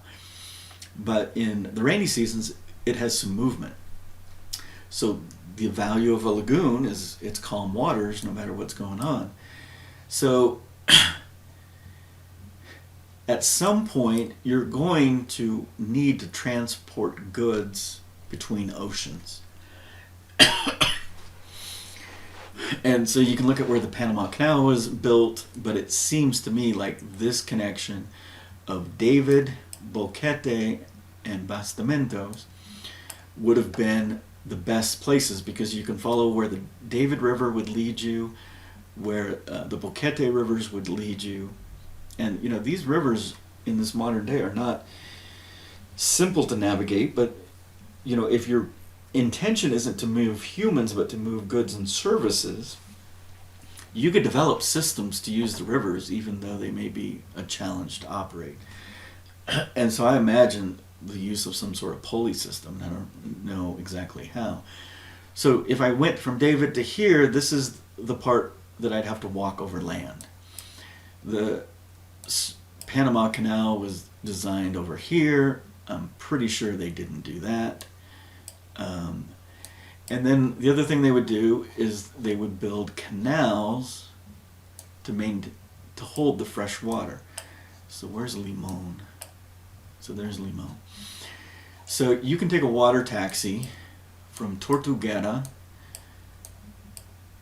which is up here somewhere, and you can see this.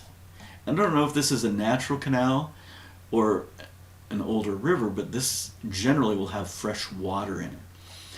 So when you have ocean, one of the things you want to do is possibly build canals. So this could have been, like, look right there. That looks like a canal. And at some point, this could have been a canal that just later drifted. And so if it's shifted like that, maybe there's some evidence of when did the canal get created and how long is it decomposed. So if you look at some of the final landing, well, if you look at Columbus and where his landings were. So Guaynaja was likely up here. He fought some superior force. He lost. He comes back on his second voyage with a bunch of men. He's talking to a tribal captain. He's like, where did they go? And he's like, I don't know. They're gone. And so if you know Columbus is coming, you interact with Columbus, what are you going to do? You're going to get out of Dodge. And so what would I do to get out of Dodge is I would just go up north as far as I could, plant there. So there's a guy doing some really good archaeological work up here where it's called Genesis stuff. He's not going to be happy when it collides with Mormonism, but he's being moved to do a lot of work with the Native Americans and the DNA, and he can't see the overarching picture, and it's going to be really hard for him to adopt that overarching picture, but a lot of what dots he's connecting will turn into a beautiful mosaic if he can accept it. And it's called Answers in Genesis. It's where they built the ark. It's right about here. And he's just gung-ho on this. And one of the things that he mentioned in one of his talks is the Indian depopulation seems to be a self-imposed event. And I've kind of shared that before. So if you have this 2100-year Colon-mbia prophecy, I'm going to fight, I'm going to flight, I'm going to fade into the jungle. So one of the research articles he shared was some Catholic priest was recording births and deaths in some area, and there was just this large negative death rate, similar to the country of Japan today, but probably much larger. So now imagine that America means this beautiful land you had, Colon-mbia means the coming of destruction, and then America meaning the place that loves war, and they're going to destroy you, the American Holocaust. Are you going to fight what God said is going to happen? So I think this original fight with Columbus wasn't, oh, we're going to take him out and beat him. It's like, no, you're not going to kill my children. They probably killed half of Columbus's men, and then the story got recreated of, oh, we left the men there with a ship and a small fort on a hostile place, and we were going to come back to see them, but when we got back, they were all dead. So anyway, you got into a little skirmish, you understood who it was, and just imagine you're engaging with this guy, and these ancient Americans are pointing and saying, Colon-mbia, Colon-mbia. And you're like, what? So of course you would pick up interpreters and say, why were they saying Colon-mbia? Now imagine if that actually happened, and these women that you steal to ravish their bodies and use as translators go back to Spain and explain that we had this prophecy of Colon-mbia all these years ago and you're going to come and destroy us. One, you're going to use that as a marketing tool to instill fear as you go and try to conquer people. But two, you're not going to want other people to know about some prophecy of some foreign god. So this is very much a case of classic in-group, out-group. You don't want... And then you're seeing on these islands, these people are running around and they're circumcised. Some of them are black, and you just had this big long war for 400 years with black people from Africa, the Moors, and you finally beat them at Granada. You do not want to hear that there's already sugarcane and horses and all this other stuff. So you're just going to make up stuff. You're going to try to rewrite history. But the archaeology will eventually show what has happened. So this 2100-year prophecy is very Ravkaesque and very Dostoevsky. It's kind of a downer. And in the book, The Legend of Nephi, it talks about how they will scatter like the winds. That was God's motivation of these people. So I think the first, beginnings of the Pacific Ocean exploration was early. So the first thing they would do is just hug the coastlines, and they would find the Darien Gap. And that may have led them to then figure out how to get out here. You got to understand, they don't have a map at this point. They're just basing things on distances traveled in certain directions on certain rivers. They know the rivers wind, the confluences are going to be the main data points as they develop their maps. But it would make a lot of sense that this would have been an easy place to explore early on. So one of the places later in history we call Tierra del Fuego, and we call this the Straits of Magellan, wherever that is.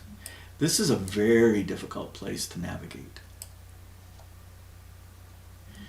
So the story that they don't tell you when they tell you that story, he didn't circumnavigate the world. He died halfway around, his boat did. But this is a very difficult place to navigate. And they called this land La Tierra del Fuego, and I always thought that was a volcanic meaning, and it wasn't. It was Magellan and his men looked out on the seashores and they saw all these big fires, and they were scared to death of what they would see. And eventually they made shore because they needed meat, and they found these big giant people. And in the ancient records it said they were maybe 10 to 12 feet high, if you do the math to the Latin conversions. And one of them helped them find some food, and they thanked the man. They're like, hey, why don't you come on our ship to see? They got him on the ship, and they kept him. And he didn't want to be there. He's like, let me off. And he seemed kind of like oafish based on the story. And they wouldn't let him off, and he just stopped eating food. And he killed himself, right? So he knew that he could kill himself. Some of these ties to the stories here in the South have these carvings with these cattle that have long hair on it to deal with the cold. But no, there were no cows in ancient America. So that, if you just dig into it, the inconsistencies is a sign that someone's faking the data. So then we got Las Malvinas, which are Argentine territory, but the British, for whatever reason, think it's theirs. The World Cup and the importance of Maradona beating England in the World Cup was hugely significant, considering this loss. So American exceptionalism, where America means those that love war, come from the British Empire, which come from their traditions beginning with King James.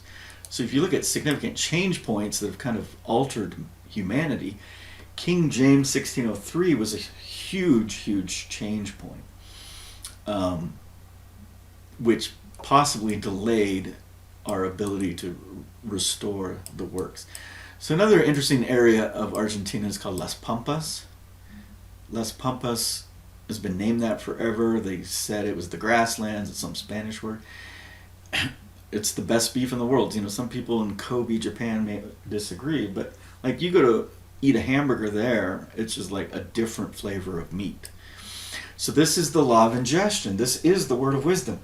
What you eat determines what you are. So if the grass-fed beef living in a certain land are the best tasting in the world, it's a function of what they ate. So the concept of the kingdom of heaven, which in Guarani was La Tierra del Mar, is La Tierra sin mal, the land without bad, or I would say the land full of good, is you walk with the jungle. You walk in the jungle. And I don't know that Nephi arrived here with that understanding, but I'm pretty sure that he soon learned that because he would listen to the people. So we have this scripture where it says the lion will lay down with the lamb, which it actually doesn't say. It says the wolf will lay down with something. The cow will eat, or something will eat grass, and my interpolation would be, and the jaguar will play with your children. So the jaguar used to eat your children, and now they'll play with your children. So from a stewardship point of view, how do you change and make that possible? You maximize the amount of meat the predators have in their environment, which minimizes the possibility that you as a human will be the meat. So this is actually found in Hebrew, the Hebrew dietary laws. You don't kill predators. You don't eat the hawk, but you can eat the other birds. You don't hunt and kill a lion. It's a predator. Humans are a predator. So I don't know that the lion part is in the Bible. the hawk is, of what meats you can and cannot eat. There's some dispute about the camel because of the cloven hoof, whether you can and cannot eat it. So what I think Nephi would have learned is if you managed the land and you build a system where all life can thrive, that jaguar is going to be satisfied, satiated. It's not going to eat your son. It's not going to eat your daughter. So what's the easiest way to do that? That would be the briars and thorns techniques mentioned in Isaiah. You burn the briars and thorns, And you do so the animals, whether they're domesticated or wild, have a place to go. So you're providing food for the predators, so the predators don't eat the human predator. You walk with the jungle. The Jake Sully analogy again comes into play. I think I'm gonna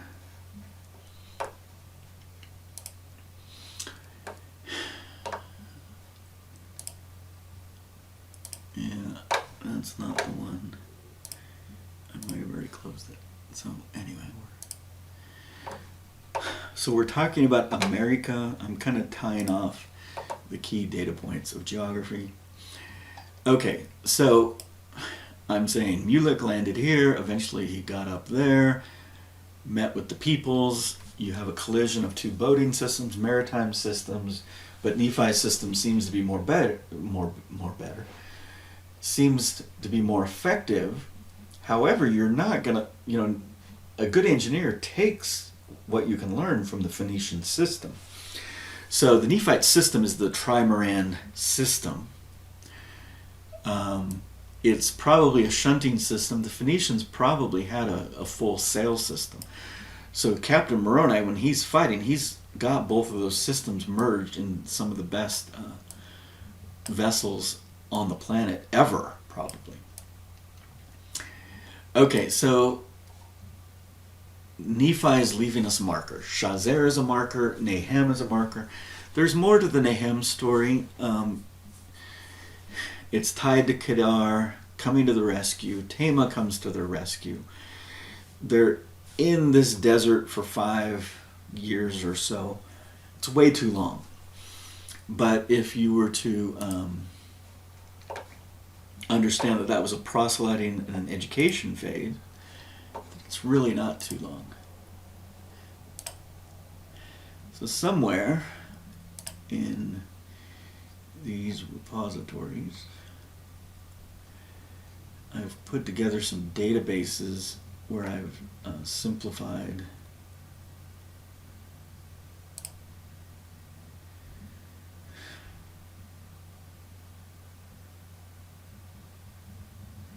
That's a good book.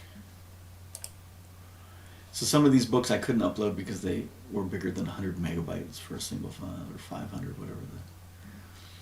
Okay. Where would this be?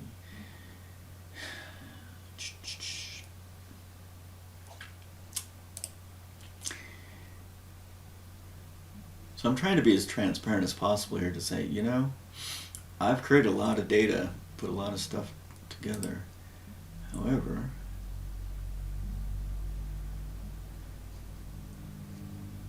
I'm not the organizational type. So anyway, somewhere I put all of the solar and lunar eclipses into a relational database. So I took the data from Mr. Eclipse, and then he's now retired at NASA, and his old website is still on NASA. So he has all this data on when the eclipses occur, both solar and lunar, prediction models. It's very useful data. He's buddies with Meus, who has the best mathematical model to estimate the non-sphericity of the Earth when you talk about distance on Earth. So it's a useful tool, but I'm saying 5 May, which is actually Easter this year in the Julian system of 31 AD, was the Messiah death event, and there was a solar eclipse. But if I use his data, it says 10 of May, according to NASA. I am not worried about that. Okay, so one of the important factors of the Messiah death event is there's going to be change points in America. So before and after, just like there was change points with Colon-mbia. Now, when I say change points with Colon-mbia, I want to know what the Spanish language was like before and after, because I'm assuming the Spanish language was significantly altered. Also, if you know there's this 2100 prophecy and you know where they're coming from, you could have preempted and said, well, let's go teach them the gospel so they don't come and kill us, right? Which is a very proactive, loving Mormon type answer. So now you got the potentiality of, well, before Leif Erikson went that way, someone went to the land of Leif Erikson. Like, where did the Vikings come from? Where did the Anglo-Saxons come from? Where did the Franks come from?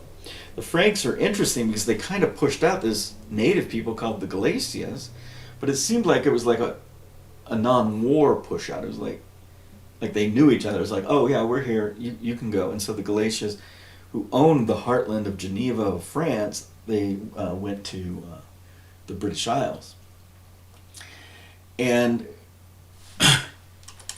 when I talk about change points, what can you use as markers? Do you have earth mounds in the British Isles? Do you have a serpent effigy? And by British Isles, I also mean Northern Europe, kind of the Holland Dutch area, all the way down, where the Anglo-Saxons, Franks, were supposedly originating, possibly some ties. And so now let's talk about the totem pole. So the totem is not the Sahapatine of the Colon-mbia interior basin, it's the totem of the Northwest along the coastlines. And they had this way of building totems to represent their ancestors, and the foundational ancestor would be at the bottom. In Egyptian symbology, that would be the Thoth symbol, the zero with the vertical line that represented the number zero, would be at the bottom of every pillar of every statue in Egypt, kind of say this is the foundation. So all these totems likely had Nafi at the bottom of their totem. How can you have a totem in this part of Europe? So if you understand diffusion, if you know how to operate a boat, and you know 2100 years after this something bad's going to happen, and we're supposed to believe that the Vikings skipped scotched, whatever that word is, from Iceland to Greenland to Newfoundland, and they actually have some archaeology here. Who's to say it didn't go the other way as well? And if I am an ancestor of someone from Scotland named Alexander Ruthven, he was a descendant of a man named Thor. I wonder where he was from. The land of Thor. We've got this area where we've got the Anglo-Saxons that somehow go into England. The original histories were, they fought and they took over. No, it just says they went and settled into that land. You got the story of the Franks coming out of nowhere, moving down here. You've got the cat in the cradle and the silver spoon, the little boy blue and the man in the moon. So you got the Galatians that kind of voluntarily move here. There's a big tin trade here that the Romans connect to. There's some really warm period at that time, and they're growing grapes all the way up in here. And then you've got Glastonbury, Edinburgh,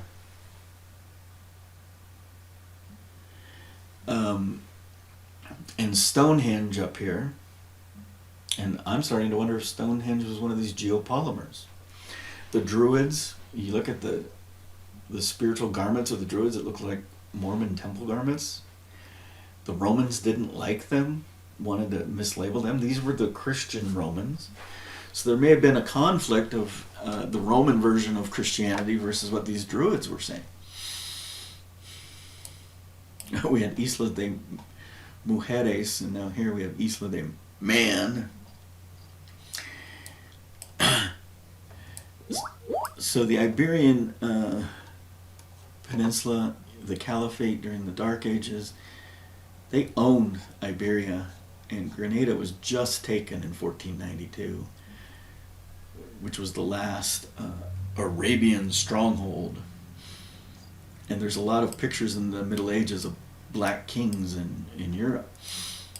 And so you get to America and there's all these black people. You're like, oh snap, we just fought these people. We finally got them out of, and now we're finding this new land and they're all over the place. So certainly I believe there was the Amistad black trade, but it wasn't the volume to explain how many millions of black people were already here. And they were here because they were friends of Nephi. Nephi had no problem with that. So it seems like the Olmecs might have been one of those groups, just based on the shapes of the Olmec heads.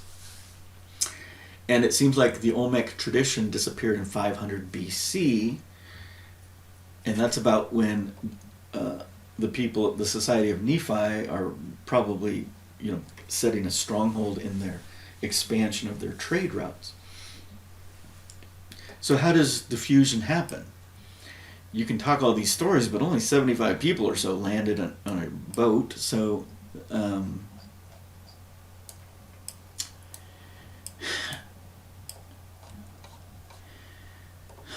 so let's just make sure we've walked through it. Some event happened. Let's call it Halley's Comet. A bunch of people are talking about, what does that mean? What does that mean? Lehi, a very rich man, for whatever reasons, part of the elite class, has a vision, says, I have to leave with my family. He packs up his tents, which implies he already had the tents, and he travels near the Red Sea, and then he travels near the Red Sea, and then he travels 3 days and sets up a camp, probably near the first wadi, and I'm not going to pull up all my dot things over here. There's a big beach where they're hanging out. There's probably a big wadi, depending on the time of year. I'm assuming this is April. Was that the dry season or not? How long was he there? How long did it take to go back and get the plates? But end of the day, Jacob was born April 5th-ish, 600-year prophecy. I'm pretty sure it would be to the same month, but I could be wrong. This Nuwaibi is the crossing. The bathymeter shows this is shallow, but it's not shallow. Like, this is 2,000 feet deep, I think. And this is like 900 feet deep. So the Red Sea is still a miraculous event. But if I were to call this down from heaven and say, I want this to happen, it's literally exactly 29 degrees latitude. And maybe that was one of the reasons for the marker. So this is a big shoreline. There were supposedly some sort of columns on both sides of the shore that literally said, Moses crossed here by Solomon. So Chadwick kind of explains you don't want to kind of trap yourself here and then go through the wall. You probably will go through the wall here, so he's in agreement with me. The Liahona as magically appearing, was that them just opening the ark and say, oh look, we found this round thing that we've never seen before. Let's use this to get her to move. She's pregnant. She doesn't want to move. We've got to move. So, I can try on that hat. So anyway, when you're walking there for the first time, so notice this, Paran, that should capture your attention, Parana. Where did Paran come from? What does Paran mean? They have no idea. Likely it was somehow tied to their days in Egypt. But this is kind of keeping you on the high ground. You don't want to fall down into the Dead Sea. So if you were to connect the kind of right here, which is maybe Beersheba, which is where the Cave of the Patriarchs is, you can stay on the highlands without falling in elevation. There's a big mountain that's a marker as you're walking, like head that way. Once you get past that marker, you hit Petra, and Petra would be this kind of this narrow stretch. Indiana Jones shows it, and in Petra you would see a tall and spacious building, and then all of a sudden Lehi has that vision. So when we're going near the Red Sea, I would say he's walking to that first mountain marker, and then near the Red Sea would be through Petra down to actual Eliat or Aqaba. Eliat was the settlement probably at the time. And then it says for 3 days or something we set up camp. And I showed you the well there before. Then it says we traveled kind of parallel to the sea the whole time. So the Shazer event is the birth of a child. It's at Mount Horeb, which is mislabeled, which should have been Mountain of Mountains, mountain twice, Har Har, or Kar Kar, if you're going to go off the Carmel rendition. This is where Moses and his people circumambulated the event. There was something about a calf that totally got misconstrued. So this is how Nephi is leaving us a marker of the Moses story has an anachronism that somehow the Nephite story is going to help unlock. The Mount of Almonds, Shazer. She has a son, she's going to have to wait at least 40 days. Every time they have a child, if it's a boy, they're going to have to wait 40 days or 80 days. If it's a girl, now that Ishmael is with them, they actually have a Kohen, which may also benefit them. So when they were, were they sitting there around, she's pregnant, and husband and wife sitting there chit-chatting, and she's like, what about my sons? Are they going to have children and daughters? And he's thinking about it kind of from the law of Moses. Well, we don't have a priest to kind of deal with all the spiritual sides of these. And did they already come up with the, let's go get Ishmael thing before? Or did Nephi show up and say, hey, Dad, I got the ark. What's next? When I say that, I really think Nephi was a limbic learner. He was a doer. I don't mean that as any disrespect. I would never want to do a stare down with that guy at the judgment bar. So then we have that event. He's not telling a lot of stories. Tema is an ancient Jewish civilization. Tema also just means south, but there's a story in Isaiah about how we were thirsty and they brought us water, they brought us food. And I think this travel in the wilderness is a function to show that we can be like the lilies of the field or the birds of the field and rely on God, and through the mercy and grace of his children be given water and food and arrows flying to come to our rescue. So what's important about this journey is it's going to pass Medina and Mecca, the holy lands later of Muhammad. And then we obviously have the Nahum story. Nahum's right about here. This has always been the bad corner. The Gulf of Aden, the shores of Somalia. It's always been a bad neighborhood. So what do? You create some sort of port, which is like a hub of transportation in this mountain system right there. Whatever that was called, it was a Mahamalan in that old map I found. Kori Kori would have been the gate by land. So if you control all the water, meaning the drinking water on land, you can prevent anyone from this bad zone to attack you there. And then obviously if you know how to operate a boat, you have to be able to defend the water. Was that all useful for Nephi? Absolutely. Was Zoram seeing how trade works beneficial for him to be the chief financial officer? Absolutely. Was this beneficial for Jacob being an 8-year-old? Not at all. He had no understanding what was going on. And during these travels, as they interface with these families, they would have possibly been introduced to the concept of polygamy, of a harem, of the tents of the men and the women. They may have already had that tradition. Who knows? But they definitely were being introduced to the nomadic way of life of the sons of Ishmael before the Islamic tradition of Muhammad. I am not saying that that was good or bad, because if you look, they crossed those sacred lands of Muhammad. They went through Medina and Mecca. Medina and Mecca is known for its gold. Isaiah makes this statement that they went to a land where gold has no value. So let's say you take gold to the Jake's Sully land of Naboo and Avatar. They're going to look at what is the use of this metal, just like the unobtainium, which is the main thread of the story. There's no value. But if you understand Hebrew and its concreteness, it could have said they got rid of all their gold here and bought seeds. And he was like Johnny Appleseed. So I would imagine this would be the easiest straight route. So let's say you're going up to Syria, to Aleppo. If you're going up to Aleppo, you're going this route.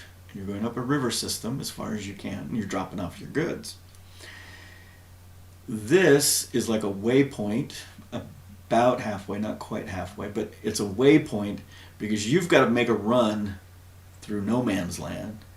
And then this would seem to be pretty safe because it's just so wide and it's just so hard to intercept them. So if you're going to Egypt, that leg and that leg seem to be about the same, and then this third leg seems to be bad. So it would make sense that maybe right here there would be some sort of other system. Remember, Iriantum, Eritrea. But, that was my first thinking. It's clearly going to be a maritime marker, and it could have been both. Okay, so at some point you have to have no knowledge of shipping and boats, and to a point where you have someone called Moroni, the captain of a navy. You can't go from zero innovation to lots of innovation without having incremental learning processes, capabilities being developed. A big part of that education was probably here. I'm going to say it's maybe 3 years of their 8-year journey. Okay, you probably avoid this island, and your first stop for water is Comores, I would guess. I have no idea where exactly that island is. I wasn't off by too far. So I've played out this scenario that they went out here because this is where so we got Madagascar. They could have skirted here. Mauritius is where the dodo supposedly is from. But, just look at the language here. This is obvious. Oh, look, I've got an Imbeni. I've got a Negazi, Imdei. Maybe this Guarani simplification wasn't a Guarani simplification at all. Or maybe they came back. Who knows? So this might have been their first introduction to an active volcano. Kartahala. I'm uncertain because the Mount of Olives, I think, was volcanic, or the Mount of Almonds, but it was not likely active, but it could have been.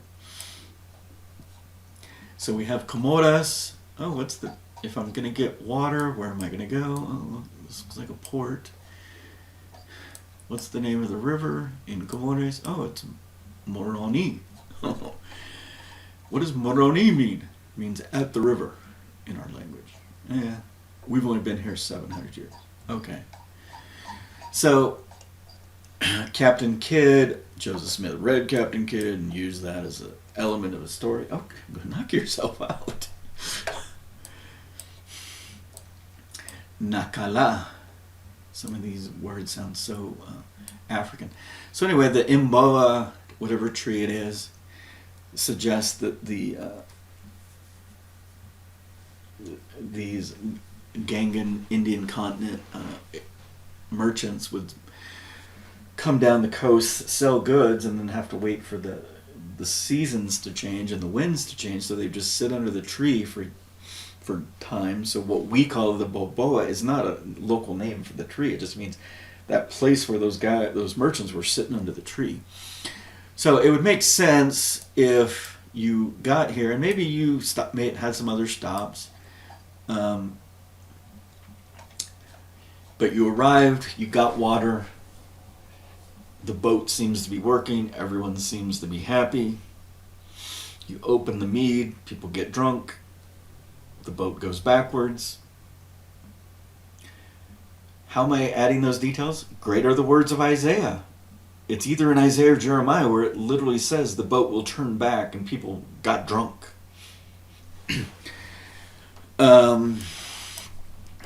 And then it would make sense that you would try to hug the African coast. You need to get water. You can collect water on the boat from rain. And then you're going to get to the Cape of Good Hope. And then you've got the Go Islands, and there's kind of a cyclical wind system here. The Go Islands is interesting. Oh, Edinburgh. I didn't see that before. Oh, I think I have. So that might be part of the Go Islands. The most famous of the Go Islands has a tie to France.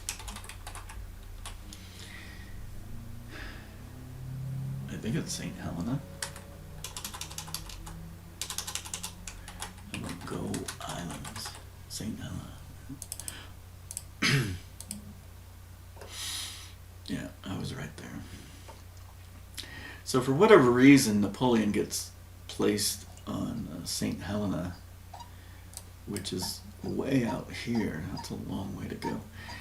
So again, in terms of long runs in the wilderness, in the vast ocean, that's going to be a long run. And you're going to probably get to this island and say, we need some water. I would estimate the whole trip was 180 days or so. So people want to say they traveled further, they traveled up. The shortest distance between 2 points is where I'm showing you. So you've got to get across the deep wilderness at some point. And then if Go Island was 40 degrees latitude. And I wouldn't be surprised if this place that I told you was called Mbia, whatever, could have been their first landing. But it could have been that they just kept coming here, and this was Parana, the opening God has provided us. They see land, but it's kind of this weird opening. They get out, test the waters. It's kind of brackish, kind of whatever. It's kind of hybrid water. And then all of a sudden they have all of these decisions and choices. Do we go up this river or this river or this river? They can be on a boat. They don't have to. You would think they'd have a smaller boat to deal with that. And you would think that in this land of America, Korikorica, we call Bountiful. So I think Bountiful is an anachronism imposed by Joseph and the scribes. Because just think how... and Jesus appeared in the land of America, right? That doesn't float. So that America has a tie to the meaning of bountiful, I have no problem with. And I wonder if there was some discussion with the heavens during the translation process of how do we deal with this issue. If the word America was before America, and Jesus comes to a place called America, let's call it Bountiful. And so Bountiful is obviously one of the meanings of America. Okay, so you've got this river system. When you're in this port land of the most advanced maritime merchant trading center probably on the planet at the time, you're going to notice that there's a lot of small boats going on as well. Nephi doesn't ever say, oh, and I built a small boat and took it with me. Yesterday I kind of stated that Esquina is likely the answer and that I've never been there. Technically, I haven't been there. On my mission, we flew from Buenos Aires to Rosario to drop off some of the missionaries from our MTC district. Then we flew from Rosario to Resistencia Corrientes Airport. You put that on a map and line those dots up. Yeah, I've been there. I was 30,000 feet in the air. But it's kind of interesting that I was actually there. Joseph Smith said, and people are going to say, no, he didn't say that. Why are we second guessing? He named one of his sons after this man. This man was a doctor, but at one point worked as a barge operator in the Suez, or whatever canal it was up there, the Erie Canal. Oh no, it was just a scrap of paper. It was a conjecture. That scrap of paper or conjecture was tied to possibly a 5-hour morning conversation. He loved hanging out with this man. Joseph Smith apparently didn't write down much, or everything he wrote down they burned. But what we do have of what he wrote down was a little scrap where he actually described this man. Now imagine you're listening to the voice of Jehovah, or someone you assume to be a Jehovah, that's an angel of heaven that's very smart, and you hear this voice for this whole time where you're doing this translation, and you spend your entire life trying to surround yourself with smart men, and you fail the whole time. John C. Bennett comes on the scene because you've already got Brigham and the original 12, and there's not a lot of intellectual talent. And how would you know that? You wouldn't know that because you're an intellectual. You would know that because you've heard the voice of an intellectual. And if you read the commentary he provides for this man that he sits down and does these studies with, it sounds like this was the smartest man he was ever able to encounter in his lifetime. At 30 degrees south on a western shore. I talked about river islands. Oh, look, I'm at 30 degrees south. I could land on the western shore of a river island. If I had a smaller boat, I could start exploring. And I'm not going to tell you I know the rest of the details. I'm going to tell you that from our understanding, the Uruguay River has a stop block before San Javier. I'm going to tell you Corrientes, there's a split, and there's the Paraguay River. And they may have been mapping these forks on some sort of mapping device. And maybe Lehigh is like, oh, maybe I'll use these river systems to demarcate the inheritance of the lands I give them when I die. But he may have been meeting in private with Nephi and say, your brother is going to be a problem, so maybe we should set up the announcements and the locations of the lands so there's some sort of buffer or separation to begin with. I'm currently thinking the original land of Uruguay would have been Jacob, the white boy, born in the... And then, so let's say you get to this crossroads. You would say, oh, everything from this river to that river is Uruguay, and that's yours, Jacob. Everything from this river to this river is Paraguay, that's yours, Joseph. And so on.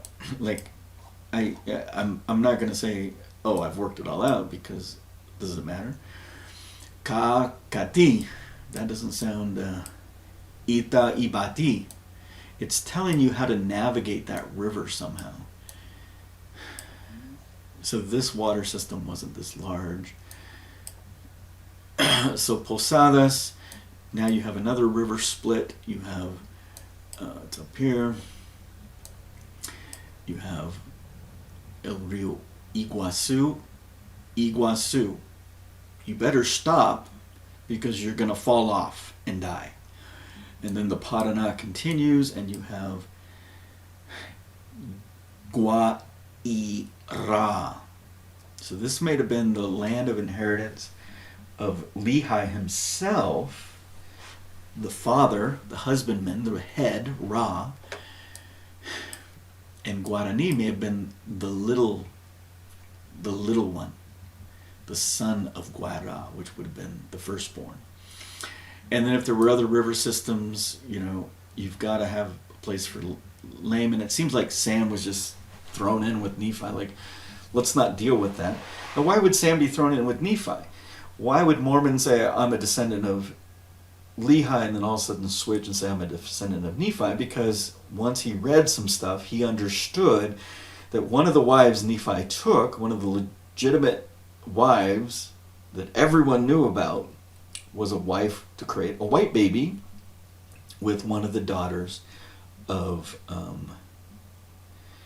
Sam. Now, if you understand how trees work, that is the allowed direction of marrying your cousin or niece, like Abraham did. So think about the trees being the women. Sam came out of a woman, which is the same tree as Nephi, but Sam put his seed in another woman, and out of her tree came this daughter. So Sam left his tree and joined unto the tree of his wife and had a daughter. Nephi is from his mother's tree. This daughter is from a different mother's tree. He could have relationships with her. So I just wonder if this is the Ish sound. Nephi, third Nephi. Mormon, third Nephi. I am a descendant of Lehi. Finds the small plates. I am a descendant of Nephi. What changed? He learned who his father was.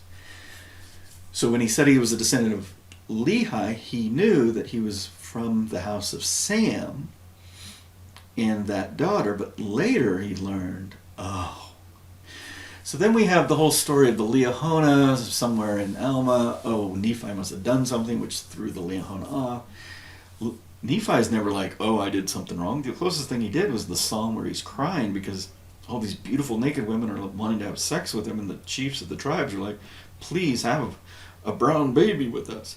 And he saw a vision where he populated this whole world, and he's like, oh my gosh.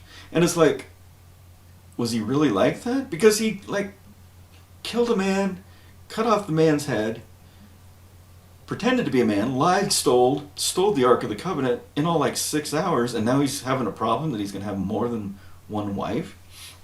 But it could be part of his hang-ups based on the traditions of his fathers, which he references there. Okay, so these are the original lands. There could be expansions, exploration. Let's say there's 4 or 5, up to 8 years before Lehi dies. What are you doing? You're developing a system by which you can interface with the local natives. It's not 75 people all of a sudden becoming millions of people, but if you develop an engineering system by which you would interface with the natives, you would interface with the natives. First thing you do is you give them a gift. There's this reciprocity thing that I learned. So like when I would be a leader, I was the church. When I showed up, 5 people would come into church. When I would leave the area, 100 people were coming to church. So one of the gift-giving reciprocities is if you visited them in your home, they would visit you on Sunday in the church. So you just had to put your time in and make sure you visited people in their homes during the week. So this idea of a reciprocity of a gift. So now you've got to have some first contact with some first tribe. It's going to be very awkward. But you've spent all this time in Arabia where people are speaking all sorts of languages. So at some point you've probably learned that. Guara. When I see Pooh, I think clay or bricks. When I see Guar, I think layman. When I see Guan, I think Nephi for some reason. Or the good guys and the bad guys. Ra can mean head, Ra'ah can mean like speak, but Ra'ah somehow can also mean evil. It's very confusing. It just tells you the language is corrupt. Okay, so you've lived in Arabia, you've seen all these wadis, you see that water flows all these different directions off mountains. You understand the concept of a watershed. At some point you separate from your brothers. You understand that this is a river system. If you go to the highlands, across the highlands and go into another river system, you will be in a completely different land.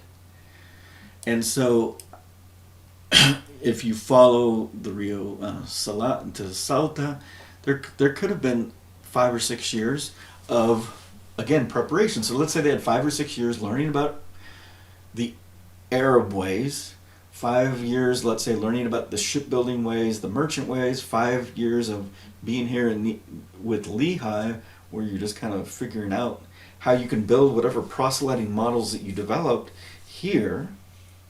But you have all these seeds, so you're going to plant these seeds, see what grows well, where and when, where you landed. The dirt is so red that you can just put a magnet down there. You have no problem having access to iron at this point. So you immediately have access to iron. But if I were to take like an engine today and just go throw it in the jungle, in 200 years it's going to be gone. So, we haven't found a bloomer, we haven't found... Yeah, this isn't cold water in a cave that's preserving the potentiality of those things. So why would I know that they had access to iron and such things? The second voyage of Columbus, a doctor's on board, and he says they go talk to some locals, and they go into the house and steal an iron pot from the locals. Wait, I thought these were a bunch of stupid Indians that had no technologies at all. Why would you go into their house and steal their iron pot? Because they had an iron pot. Right, so there's just inconsistencies that if you read enough of the histories, it just becomes blatant.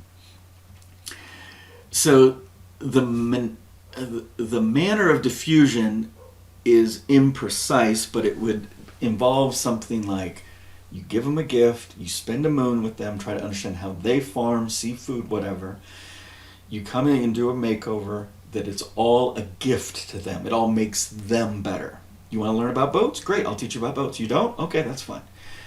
Okay, you are harvester gatherer. Let me help you plant all these trees so you have more to harvest and gather.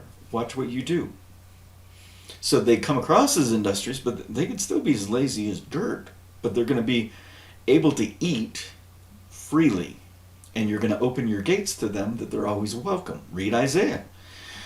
The walls are gone. The walls are made low. You're using rivers as your walls, as your defense mechanisms. The gates are open.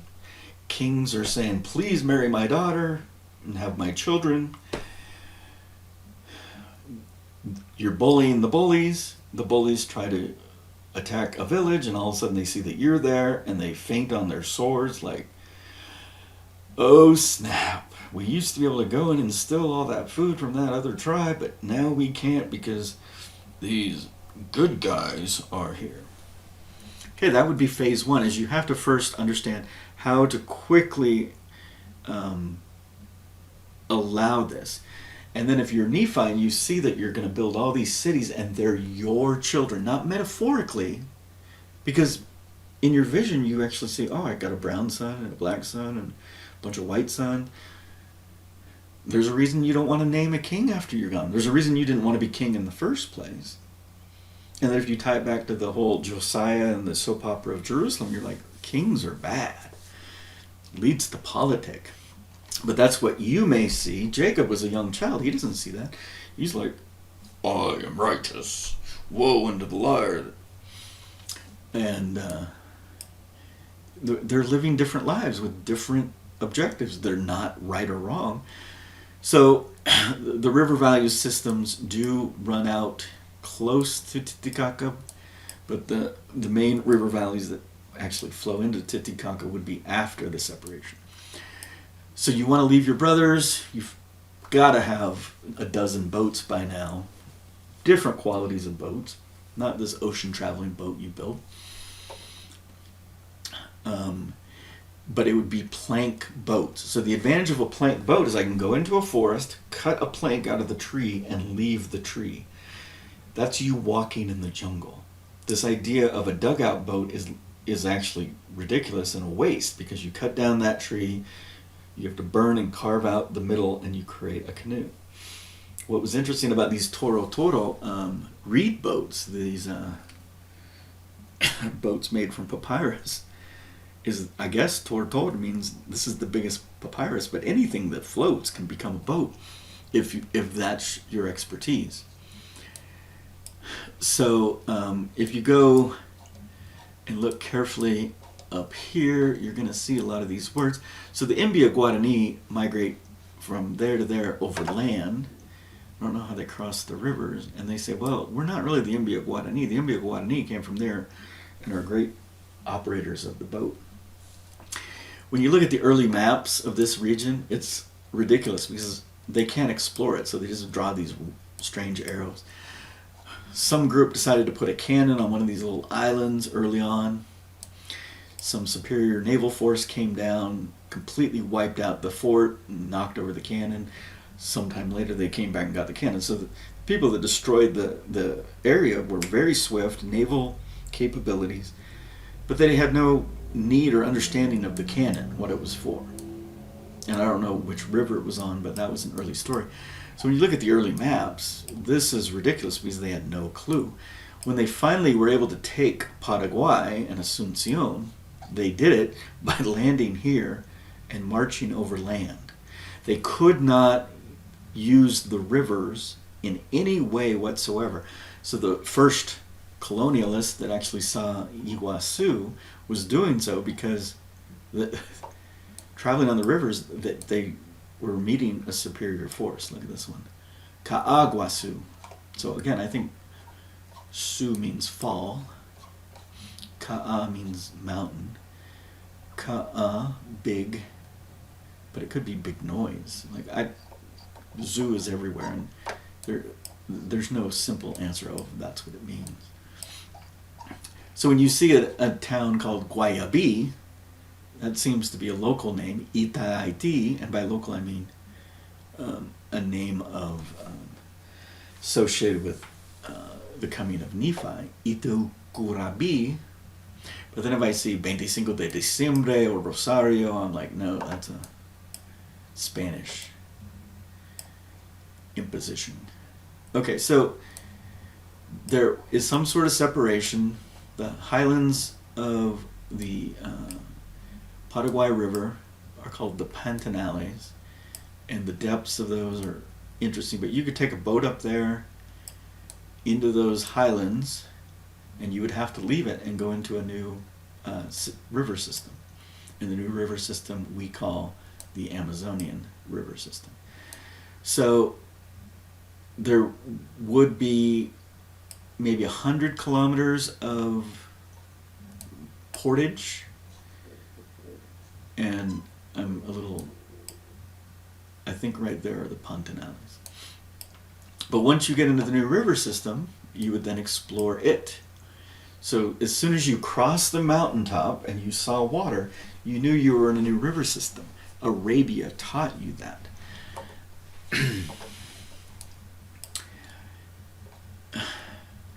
Holiness, holiness to the Lord, house of the Lord. Okay, you want to know where the Temple of Nephi is? Uru, Uru, for whatever reason, means tribe in Russian. So I would think it would be this. So this is a large plateau. There's an elevation change of 2,000 feet. Like, this is an anomaly. And so one of the proposals in my thought process is you'd put it on the bend of the river as a way to protect yourself.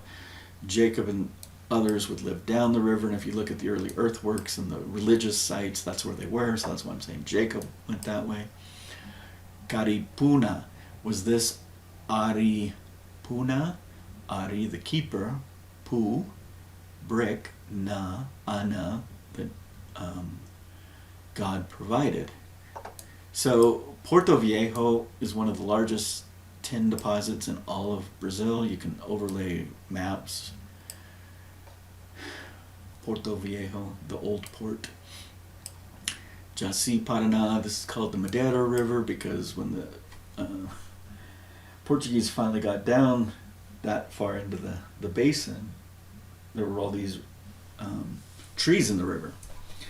And all these trees in the river made it very, very difficult to navigate, a defensive mechanism. Then you talk about these battles at Sidon and fighting in the rivers and bodies floating in the rivers and crossing. You probably had some sort of floating barge system to make sure boats couldn't cross, and you could fight on them. You could use them as a leverage. It doesn't matter how deep the rivers are. There's places in Chile in the river in the modern day where they found old wood in the bottom of the river. It's like this hardwood, and it's very expensive. You can bring it up, and it's not like fossilized. You can actually woodwork with it. It's kind of interesting. Okay, so where is the temple that builded Nephi?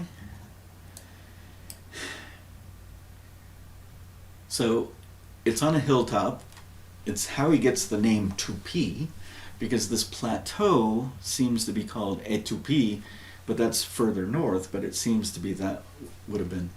Would you put it here, facing where your peoples are going to be, or are you going to put it here, where the Lamanites could probably see you? I would have, my current estimation is right there on this little flower. Obviously the east-west would have been the pointing. Would you have used TT to paint it white, to make it splendor and be seen from everywhere? Oh, hi, I'm new in town. Here's a gift. Oh, yeah, by the way, I built that big white thing on the mountain. Oh, you're Tupi. Nice to meet you. I'm whatever. Please, take my daughter. Have children with her. Yes, we want to learn your ways. I'm not saying that in a condescending way. He's giving them advancements for free. He's protecting them from the bullies. Okay, you follow the rivers. So there's Ariquemes, which was probably a vineyard. or a distillery. Like, that was the job. That wasn't their language, it wasn't whatever. It's like, oh, what do you guys do? Oh, you guys grow these fruits. Oh, look, we brought all these other seeds of all these other fruits. Remember the Isaiah scripture? We're used to getting a bath of vineyard and we're only getting 10. The fluvial soils are really poor for wine. Great are the words of Isaiah. So you follow these rivers up. There's Aripuana, the makers of the brick, but there's Aricames, the keepers of the vineyard. Your job seems to be tied to an Egyptian word. Santorum would be a gateway. Santorum has 2,000 feet of pure salt. They said that the salt would be traded thousands of miles away. So this is where Zoram would set up shop, because this is a hub between all the confluences of the rivers. So this is the land of Zoram. And, you know, I'm not even following how consistent that is with people's internal geographies. I've given you the temple, the land of Zoram. You're looking for good soils, but you're doing this raised system. It says at some point we actually had, oh look, the state of Moroni. And what does that mean? To me, that would probably mean that river is a bitter river. Oh look, the river Moroni. Where are we? I gotta find Cayenne in my north. Look at these names. Gi, the valley. E, the water. Ana, that God provides. This is where all of the French, British, Dutch are all looking for El Dorado, the city of gold. What was the city of gold? I'm calling it the city of Noah. I had no idea in the geography is what you're calling it. Remember Alma, city of Noah, Benadai? They sit on their little couches with just their heads out and they got this covering of gold. Everyone would have known that story. Amapu, so there's a way in the Amazon to get up here, but there's a highland, so there's a different river system. What's the name of that river? One of the rivers is called Moroni. Today, it's like, this isn't hard, people. It's on the map. And there could be some peoples living in these areas that just vanished into the wilderness, but still have had no human contact. It's very possible. I think if you were playing the 2100 year prophecy, what's the advantage? If you want to fade to black and you believe in God, just fade to black. So if I were to go up this river valley and stand on these outshoot strange rocks, I could see all the way as far as my eye could see. The Amazon, the elevation change of these rivers is minimal. So this place right here doesn't look like much, but it's an actual island. See the river? So you put your women on the island. This is the great island of Marajo. You would build your defense systems along the rivers and along the other places and set up your fortresses. The men and the women don't live on top of each other in the same house. They'd live in the same, if they were in the same town together, they would have time together to enjoy each other's company, but they wouldn't do that. So this river goes all the way until it gets to the highlands. So at some point, Orojono kind of gets lost up here. He jumps on one of these rivers, and they call this Marañón, and Marañón is supposed to be Spanish for the big thicket or brush. What's a word in Hebrew for brush and thickets? Briars. And what do you do with them? You burn them. Oh, they shouldn't be burning the rainforests. Guess where they learned that from? Cusco. So, Zoram, waters of Mormon. So this was better land. It was better land to grow crops. So it became coveted land. So I don't know if what labels we gave to the city where Noah lived and the Waters of Mormon, but the Waters of Mormon were there. You look at an old map, you can see that they at some point had a water system. It has these strange rocks that you can use as towers to look all the way down to see if the Lamanites are coming. That doesn't necessarily mean the Lamanites. That means anyone that was our enemy. You've got to read the story correctly. So the Tocoteans is likely where Nephi created his second land. He did that intentionally on purpose because he wanted to be the frontier with his actual brothers. I don't think that's where they initially went to. I think that's where they went to. But Zoram set up shop here. At some point, Nephi is wanting to make sure that he does that. If you look at the defense systems and the circular villages here, that all makes me think he made sure that the highlands that separated his people were closest to where he knew his brothers were in their highlands.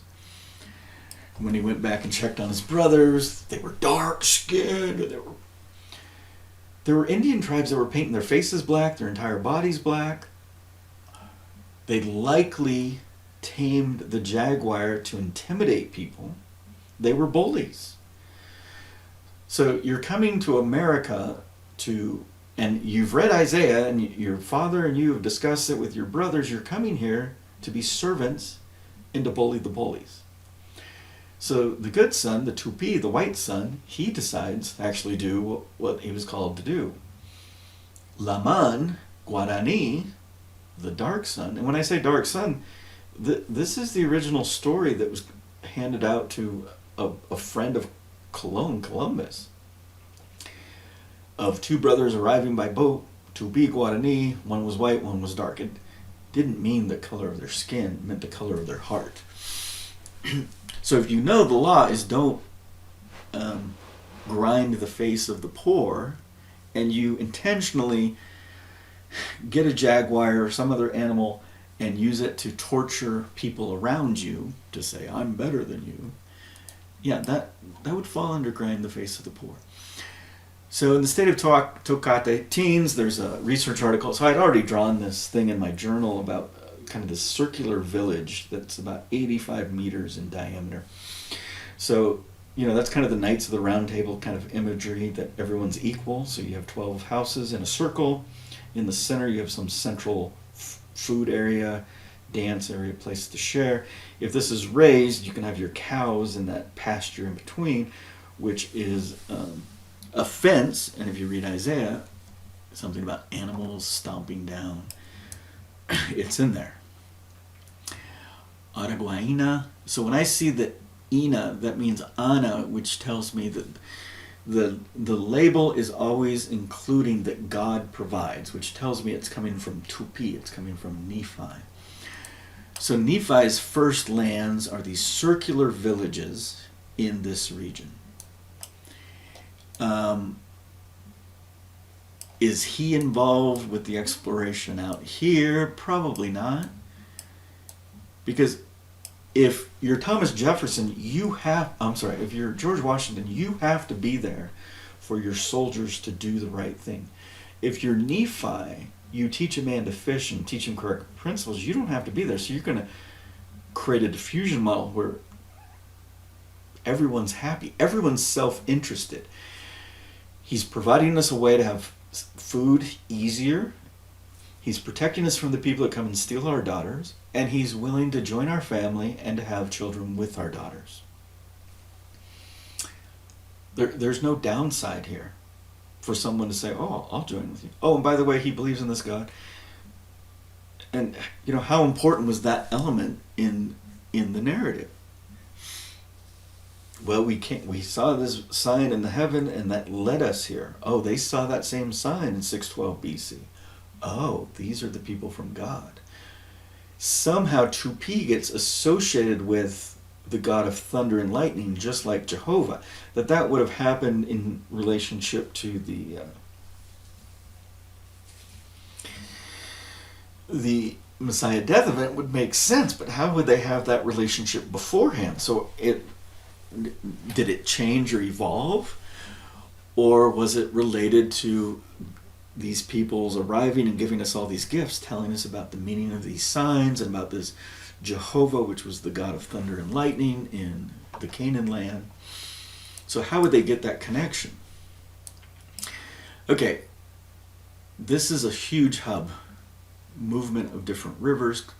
Maybe here would have been another hub, but this also had salt. So this, I don't know how you say salt. How do you say Ari salt? So not only is this a trade hub for the shipping, but it's got a resource that's infinite. It's freshwater salt, a mountain of salt. There's a small little river that takes you up to the highlands. This is the lookout towers where you can see down. This is what I'm calling the city of Noah. There's a Moroni River.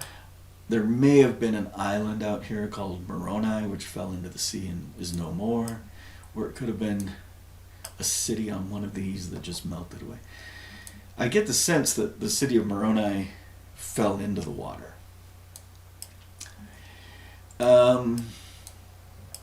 We got Manti. You can figure out Zeezrom and all that. So you got to deal with the Aztec component. Manti is the primary Mayan component.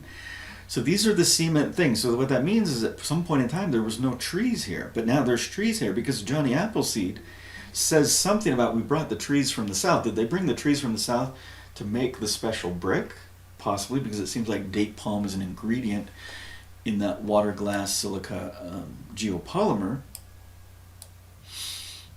But look at it today. You can't find them because they're hidden in the trees. But read Isaiah. They would vanish from their cities, and it says something about an owl or a crane living in the marshes and how the cities would get overgrown and people would vanish.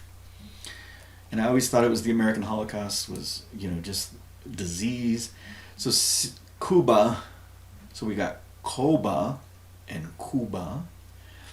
This is definitely Carib. So again, the Taínos have a story of how they came out of the mount under the ground and killed their brother or sister, and that was the beginning of their society. The Mayans and the Aztecs have those stories. So what? The purpose of this world is to clean up the mess. The mess wasn't made by them per se, and even if it was, is the atonement in the redemption not universal? Okay, the River Sidon, the wars, this is a wilderness. So there's got to be at least one city up here. So let's say Monterey. And this Sahapatin is way at the end of the river, which kind of means they're hiding. The peoples that build totems are living here. And I'm saying they're hiding. And then remember when the leader, so the Sahapatin means foreigner. They call themselves the Nimapu. When the leader tries to get out of Dodge, the Hagoth people got forced into the Dakotas and Lakotas. And remember, Battle of Little Bighorn was fought by one of those leaders. He gets out into Canada, and these people call their allies or their brothers the ones with the little canoe, which tells you these might be the Hagoth people. This part about traveling over a big sea, is confusing, but so desolation, what does desolation mean? Does it mean big mounds for dead people? So were those Jaredite mounds, and then the Nephites continued the tradition? So were the Jaredites really big, and the Nephites were small? Nephi is a derivation of Nephilim. He was large in stature. I don't think he was 12 foot tall, but maybe he ran into 12-footers in South America, and he could handle them. Maybe he was 6'6" or 8 foot tall.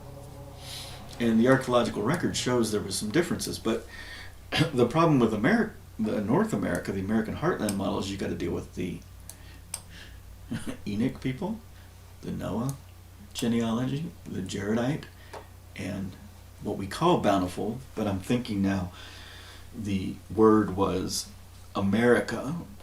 But imagine your Book of Mormon says that. It sounds foolish. It sounds like you're just making this connection because people don't understand that America is a much older word. Amerigo Vespucci was... So some of the fiction. So Amerigo Vespucci supposedly landed. I'm trying to remember which island.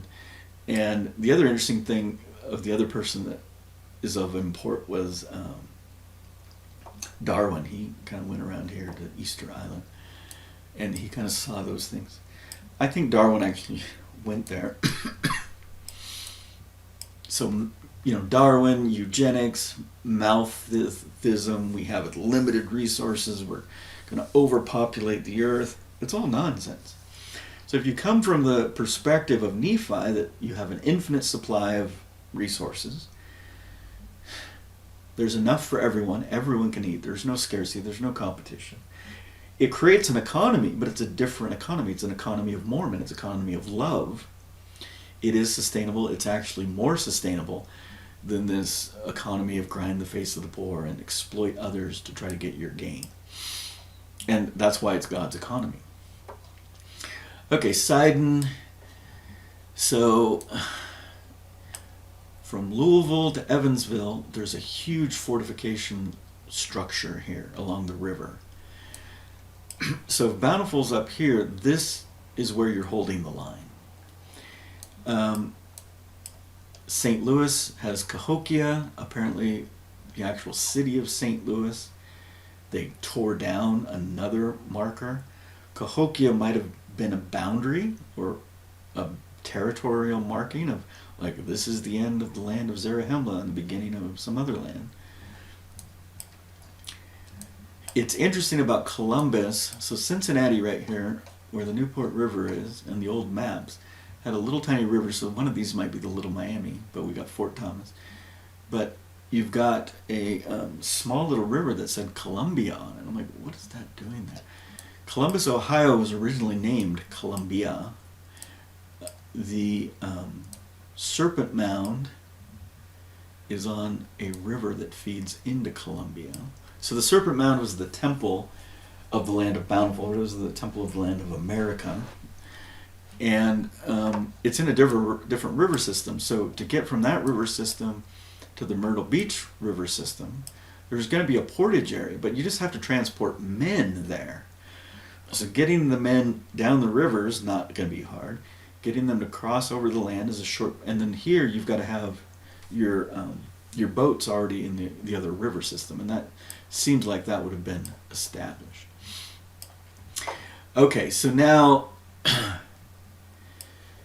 when we talk about America and the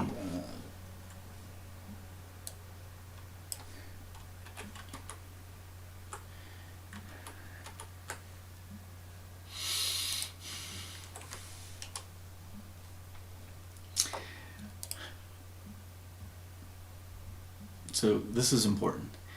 This article is about the site in the United States. For the site in Scotland, what the hell is there a Serpent Mound in Scotland for? See this. That place in Scotland also has some links to the formalized length of a mile. For the site in Canada, see what? So if you want to understand the diffusion of a people, why do we have 3 sites that have this similar methodology? So they all say the site's 3 meters high. Well, how long has it been eroding? How high was it originally? Did it have wooden retaining walls? This one seems to have multiple eggs. How many? 8. So this is the land of Jared, has 8 eggs. The land of Nephi has 1 egg. And then some group decided to get on a boat and go to Scotland, and they made one over there. Okay, so the Serpent Mound crater is important. That near the Serpent Mound is a crater event. And so if we were to map all these crater events all over the earth, these might be locations where Jehovah physically was able to descend from his higher dimension, let's say 5D, into the 3rd dimension. He has to somehow clean the earth to make that possible. The purpose of the Temple of Nephi, or the Temple of Jehovah that builded Solomon and Nephi, was to allow him to do that without some sort of cleansing through some sort of meteorite landing. Remember the dedication of Solomon when the pillar of fire suggests that he landed there, right? And so there's something that is concrete and definite about the inability for him to just show up on a fallen world. So the idea that the serpent is connected to a mouth, we have a serpent with one egg in the Nephite story, but the Nephite story should have been 2 eggs, shouldn't it? One for Nephi, one for Mulek. But the one up north clearly has 8 eggs. Where does the number 8 come from? So I need to noodle on that. I haven't thought a lot about that. I've already kind of come up with a conclusion of what the snake and the egg was. We've visited this place. I would like to do a soil sample horizontally to see if you could see how you could measure that erosion. Could you measure that there was a retaining wall, etc., etc. So they're all over the place with carbon dating. First of all, we understand carbon dating is ridiculous, the assumptions of carbon dating, and then the use of tree rings to help further refine the carbon dating, but you're carbon dating the tree rings is a chicken and the egg tautological argument. Recently, the Mayan went and did a ceremony up there. I don't know if they killed an animal or whatever, but they did this ceremony where they chanted a frequency and they said they wanted to open portals to other lands. Very interesting data point. Kentucky, this is where we're heading with this. Because end of the day, the death events and the destruction is going to be important to understand what's going on. Oh, tied to a supernova. It was built with a supernova. I'm going to think it was built 31 years plus 5, 37 years after the supernova. Now they're throwing out Halley's Comet. They're not telling us what the Serpent Mound means in any of the ancient American languages. What they're not telling us is actually informative. Why don't we just have the 100 different names the different tribes called it? That may be a huge marker. So we're back to Halley's Comet. Joseph Smith, in his lifetime in 1837 or something, visualized Halley's Comet. We don't have a lot of records what Joseph said about that event, what the other members of the church said about that event. It's very odd. Maybe I'm just missing it. Maybe there are a lot of records.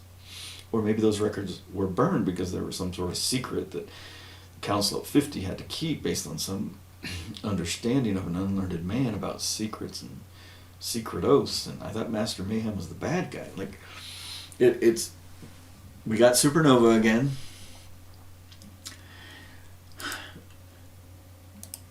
So nearby is what's called an astrobleme. So if we were to map all the astroblames on Earth, could that be a signal of the islands of the sea? So there's a place in Scotland where a family called the Crani, there was one of these events, and in their local traditions they said Yeshua came and visited them.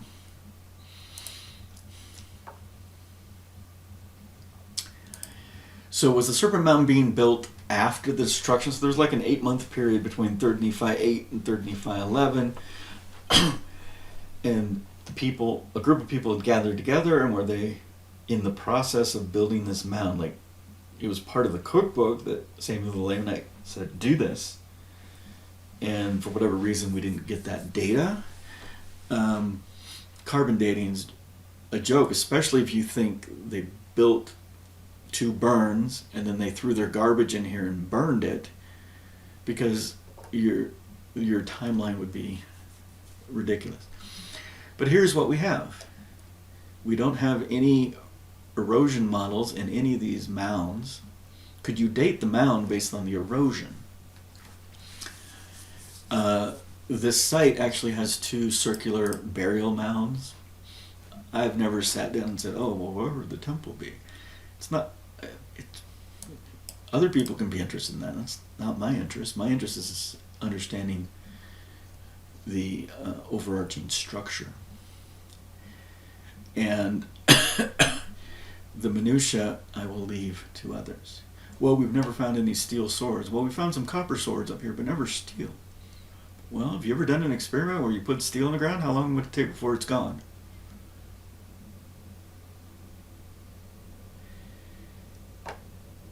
And so this is the temple of Bountiful, whatever that meant, how that temple related to the original temple.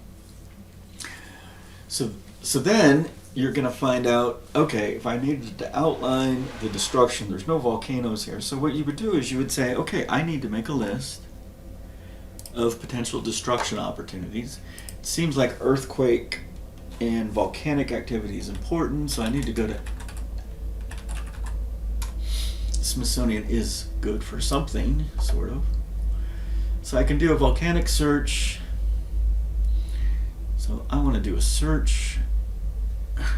I don't think I'm going to do a search today. It just shows how ridiculous. So let's just search for a volcano. How about 3?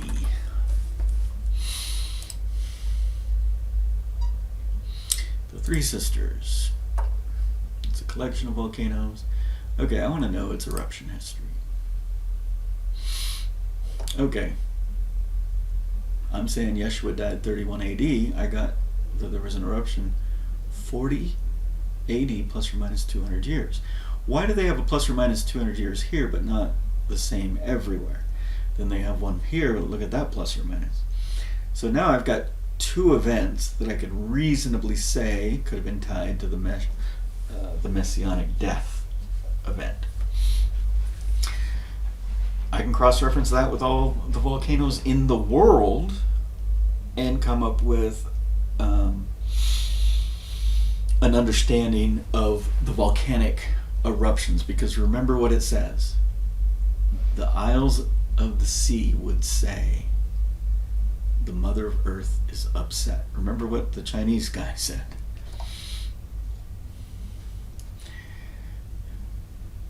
Okay, what just happened?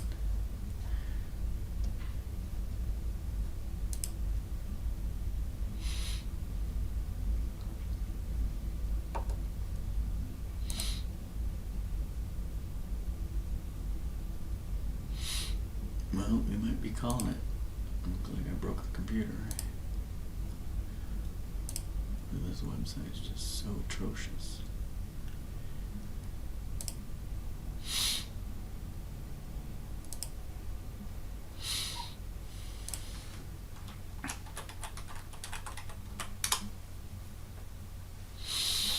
So yesterday I talked about a mudslide that buried a city in Casmos, the famous Vesuvius.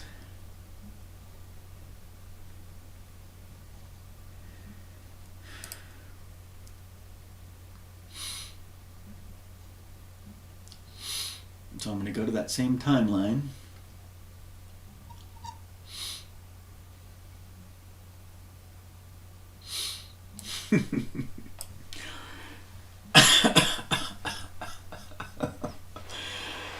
Somehow, the Roman eruption of their volcano has a plus or minus 1 day.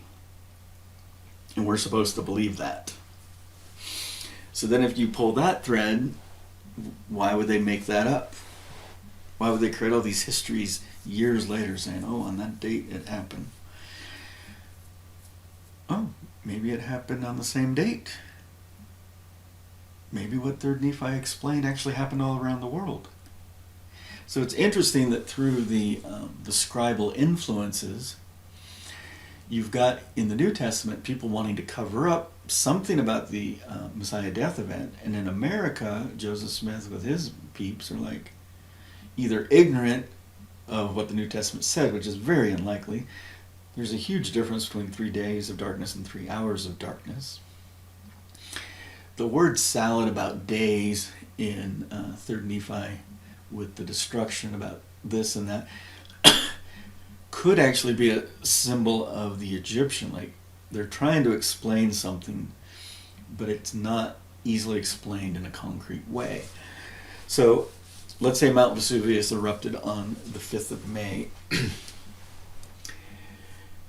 It's going to have an initial eruption. It's going to take a few hours. Then it's going to have some flow of lava, etc., depending on what kind of volcano it is, etc., etc. It can take days, 10 days maybe. So can you see how you're trying to explain that to another audience, that this happened and then this happened and then this happened? Okay, so volcanic eruptions, did Joseph Smith ever have that in his life? How did they lose their first farm? There was an eruption in Indonesia that put all this cloud and dust. It was called the potato famine of 1812 or something, and it was called the year without a summer because it was so cold after the event. That was just one volcano. So now you imagine you're the Romans or the Masoretes and you know why all this stuff is happening. So now, can we make let's see if there was an earthquake. Dead Sea, 31 AD. So what's backfiring with the Romans in their attempt to own Christianity is Christians are uncovering the truth of those inerrancies. It's going to be hard for them to accept. Yeah, I would have liked to just go through the article, but the article is going to put a plus or minus 5 years here. They're looking at the sample they've taken from the lake. The Dead Sea always kind of has the mud and the salt kind of fall to create these consistent layers. So you can kind of get a simple system of time. So if there's an earthquake, it changes that layer because it shakes it up with other layers. And so this guy is wanting a 33 AD conclusion. So he's saying April 3rd, 33 AD. And that could be to his Christian traditions. There could be a reason for that. I'm cross-tabulating data when I say the 5th of May of 31 AD. I'm taking data from this group and from this group and this group that are independent. Like the Chinese, what? Okay, so we know in the New Testament story that it says the curtain of the temple was rent from above. There was a quaking. But this doesn't seem to be super important to Josephus, who's writing many years later, or it's intentionally removed. So if you're creating an artificial story, you're going to have some discussion of, do we completely remove this historical man named Jesus from the narrative, or do we hint at him to kind of downplay his role? And I think they chose the latter, but there was clear need for some sort of articulation of what is our strategy to deal with this PR mess of what actually happened. And so if you look at the Third Nephi narrative in America as a model, one of the hypotheses I have is called the Longhouse hypothesis. So I would say it's a change point after the Messiah death event. The people learn about the Messiah death event, and then they start building these longhouses where they live in community inside the same house, which is different than these original houses of Nephi. So something they learned about the visit of Yeshua to America created that change point. So if you were to find and put dots on the map of where all the longhouses are, some of the longhouses are all the way to New Zealand and Tonga, from my understanding. That tells you that they still had some sort of communication system connecting all of those people. So that was the society of Nephi that was built. But where's the Longhouse story in the death event? Clearly removed. Partially remaining, the cleansing of the temple. The Longhouse was the merchant shop just outside the temple. The treatment of the animals was poor. They were stealing from the poor, uneducated people. Yeshua didn't like it, and He went ruach. His nostrils flared. He expressed his humanity, made a whip, drove out the money changers, flipped over the tables. It wasn't some aesthetic thing that the Romans wanted us to later believe. Render unto Caesar what... Think about how propaganda that is. Oh, let's throw in some of the true teachings of Jesus, but let's throw in our propaganda to make sure they pay their taxes. Or let's say Pontius Pilate wiped his hands of this atrocity. We don't hear about Pontius Pilate in the history after this event. He probably died that day. Pontius Pilate probably died that day, and the Roman Catholic Nicene Creed that hundreds and thousands and millions of Christians cite every Sunday mentions Pontius Pilate in their creedal announcements. It's kind of funny. So when Joseph Smith said, this is the keystone of our religion, from a historicity point of view, it's going to unlock things.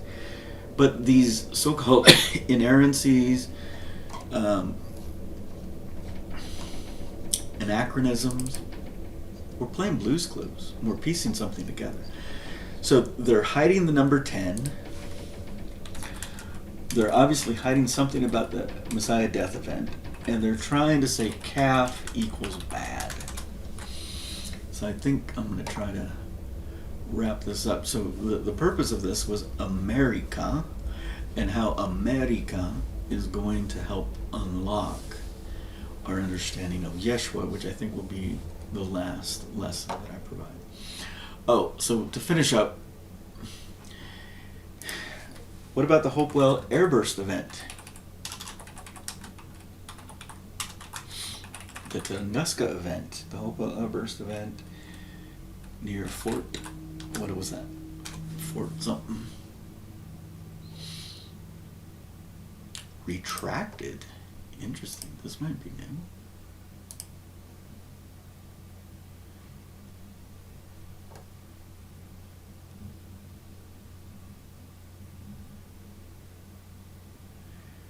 Retracted. Do they explain why?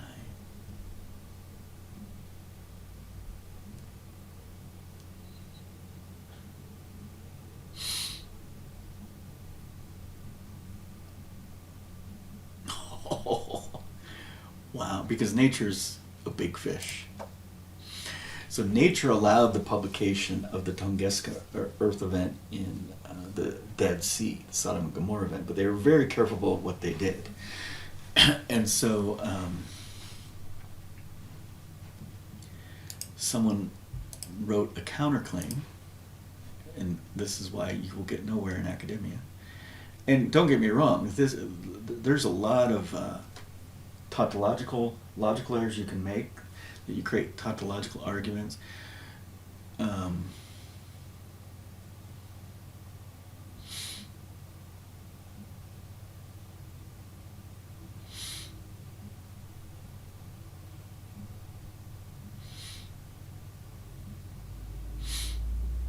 Yeah, so when I read the article, I'm not going to believe the carbon dating. So let's update our understanding. The original article was trying to push a 300 AD timeline, and this is right over Cincinnati, a little bit south of Cincinnati, into Kentucky is like the source of the event, and they're analyzing particles in these different sites. They're doing spectral decomposition of what's in the particles, which is not as efficient as doing a core sample of a lake. So are there any lakes in the area? Could this be done? Absolutely, it could be done in a different methodology, but what they were trying to do is show the center of the airburst and its floating pattern. And the original authors were trying to link it to some cosmic event the Chinese said, so they were trying to link it, and so they were trying to put it in the 300 AD frame. But if you look at their data and their margins of errors, it easily fit in the in or close to the Messiah death event time window. But then if you understand the compounding influence of such airburst events on the actual carbon dating mechanisms, it would have been older. So, the people in the Heartland model are always worried about how can you talk about darkness and you can't light a candle. The airburst event, if you read the airburst event of Tunguska and the testimonies of the Russians, I guess 1908, a 3 megaton explosion, that all by itself would throw off carbon dating. How many of those events have occurred? There was so many eyewitnesses seeing some really strange stuff about bluish light, pillars of fire, having a hard time doing whatever. And again, I'm not going to spend my life worrying about the minutiae of the data. The idea of collecting the data would help us. So like yesterday I talked about, wow, the city in Cosma, Peru was overrun. What did they practice? They practiced surgery, it looks like. Ergo, Jehovah doesn't like surgery. I'm not saying I don't like surgery. Yes, I am. Look at the life of Joseph Smith. When he had his bone surgery, they had to poke him in his left shoulder to do some sort of pus test, which a PubMed article has said doesn't tell anything. Even if you were to put it and send it to a lab today, you don't have any real knowledge of what's going on inside of the bone. But what did this introduce Joseph to? The concept of bone marrow, access to doctors. 11 different doctors visited him. His surgery was performed by the medical doctor. What does that tell you? That means those doctors knew that Mama was willing to spend money on this, and they milked her for all the money she had. And she did not want to cut into her son, so they said, we'll just poke him here. We're not cutting into his torso, it's in his leg. And he's sitting around talking to these doctors, reading these books, learning whatever he's interested in learning as a young boy. You can spin that however you want, but then he had that event tied to surgeons. There's a marker there in his life. And then add the story of his brother Alvin. His brother Alvin could have been easily treated in minutes if they believed in cutting into the torso of a human.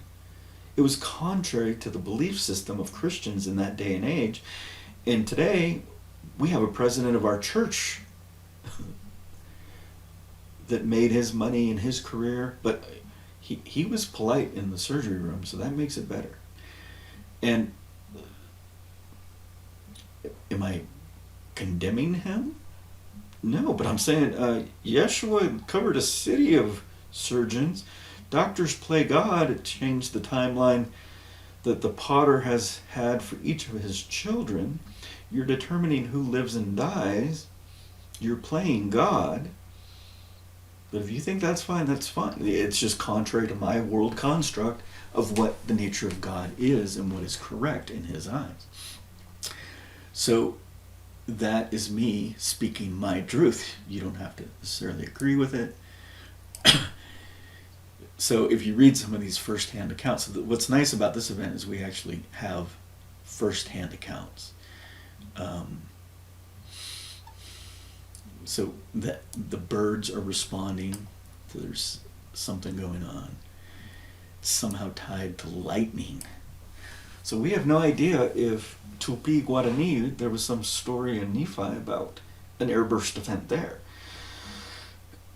Airburst events, unless you visualize them, are difficult to pinpoint. But now we've had,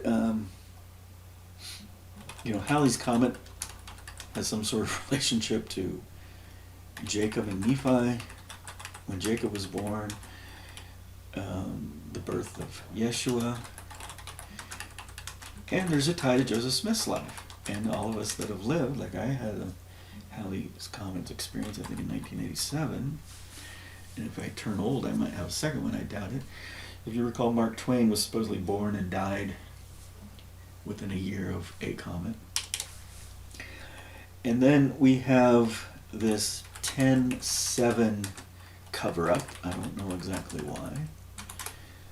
And then we have talk of a supernova.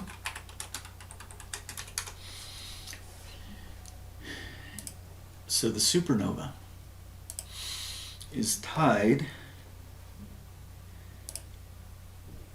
and Joseph Smith said the birth. So Joseph Smith has some meeting April 6th at the David Whitmer home, the Whitmer home, or Father Whitmer, and they officially create the church with 6 members. Okay, what were they doing before? Joseph's brother would show up, spend a couple hours copying a bunch of stuff on a piece of paper, and then he'd go on a mission that he was sanctioned to do by Joseph and teach people about what the book was going to be. So they were copying fragments of the manuscript, teaching people. They had 1,700 people baptized before the church was officially founded.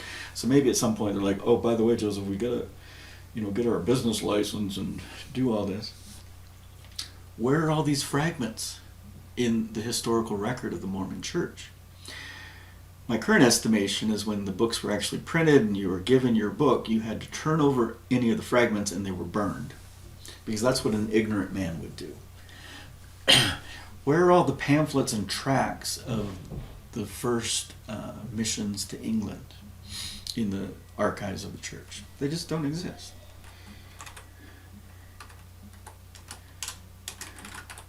So now, in a completely different culture, we have a holiday tied to this April 5th timeline. So they have a connection to the 5th solar term, however they do their. I wouldn't believe the modern Chinese lunar solar calendar. They used to have a 4 columns calendar that was very similar to the Chinese calendar. And recall, in the Egyptian tradition, the 7 sisters, the Pleiadians, when there's not even 7 visible stars in the heavens at the time, but they knew there were 7 sacred cows, they were the keepers of time. So if the Egyptians had an understanding of the Pleiadians as being the keepers of time and had developed a 360-day system with 5 celebratory days, etc., that's probably the most reliable source. But then if you have a Chinese calendar that aligns with it, so I'm going to say April 5th based on my understanding, but now it's saying 4th, 5th, or 6th, so now we got this date alignment with Joseph Smith saying Yeshua was born on April 6th, and then you got people in the apologetic circle, well, he was being flowery, it could have been any time in April, and when was the Passover? But this festival is interesting because it has 2 meanings. One is about light. That might be 3 meanings. One of them is about light, but I think that's possibly saying there was a supernova, that we don't have the origins of this story given all of the origins we have in the Chinese record is very, very interesting. So I haven't done this in any of the videos, so let's see if they give me the kanji for it. So when I look at the kanji, I see Sunday and Moon Day in there. And I may be right, maybe not.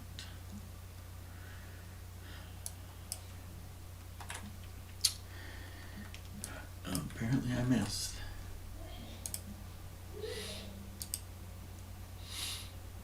Copy. I want the text. I don't want the link. So a kanji has individual glyphs that sometimes have what are called subradicals that can be their own primary glyphs as well. So this glyph is decomposed into green-blue water, which is what I think this world is. The green-blue mansion. Bright. Yin and yang comes into mind there. The second word is bamboo. Line is a connection between heaven and earth. Pig's mount is a connection to the female. Bamboo, so that's just saying holiday, so it's a generic thing. It's not saying anything about its root or tradition. And oh, I missed this one. And I got sun and moon, which I already recognize. So you got a bright light tied somehow to the sun and the moon. This represents Middle Earth. This represents the number 2. So somehow the sun is number 1, the moon is number 2, the greater and lesser light. This one's in a box, where this one's kind of in a partially enclosed box, and it's got softer wheels. Okay, so we've got a pure brightness festival, possibly connected to an event of a supernova, but you would have thought they would have just noted the year, and etc. when this happened. We don't seem to have that, which is very, very odd. And then it's tied to this idea of tomb sweeping day.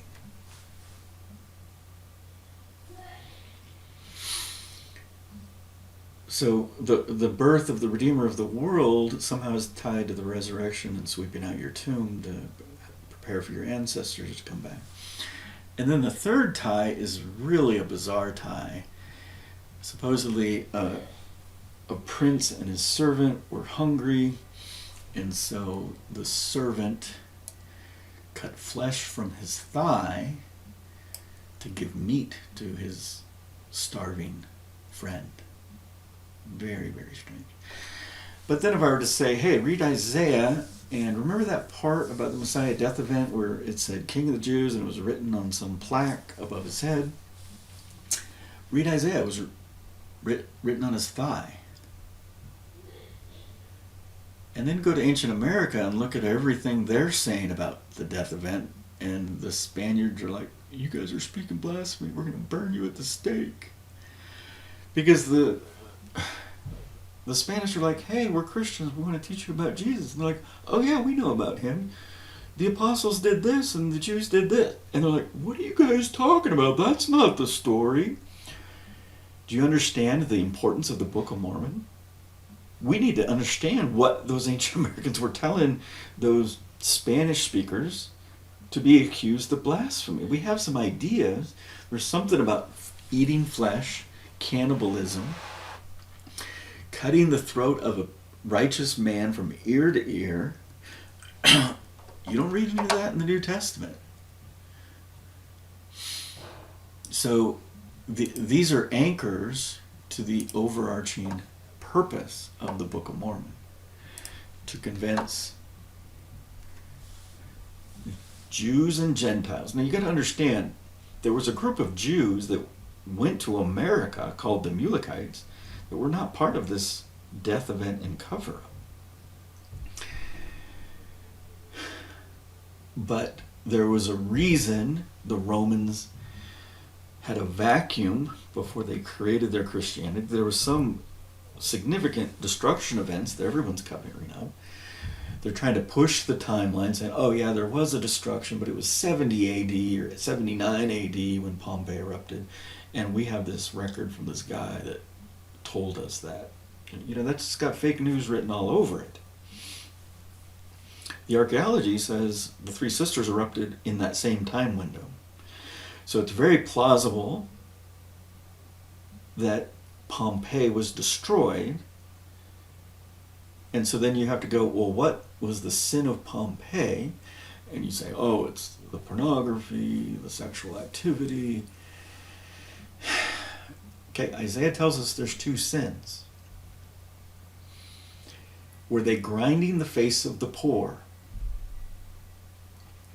That is, was human trafficking going on? Were they forcing women to have sex as slaves so someone else could make money? That was the sin. It was grinding the face of the poor. Sodom and Gomorrah, what was the sin? They were grinding the face. There were poor in the city that they would mistreat, traffic, abuse when they were making all this money, and they got torched. It was a way of life that was absurd. It was an inequality of wealth. And if you remember what we talked about with Hori, as the upside down kind of idea, above, below.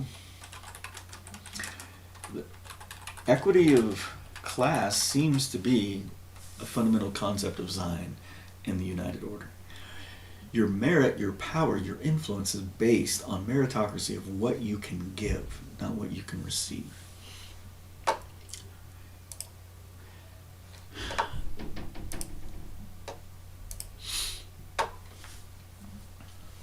So there is a 60-year cycle in the Chinese calendar.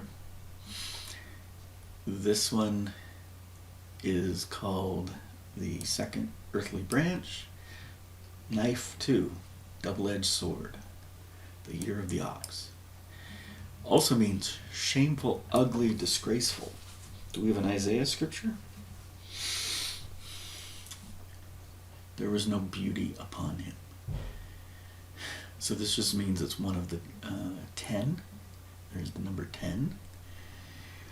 Generally 10 is a function of some sort of connection, vertical connection to earth, and a horizontal connection to Middle Earth. That makes 10.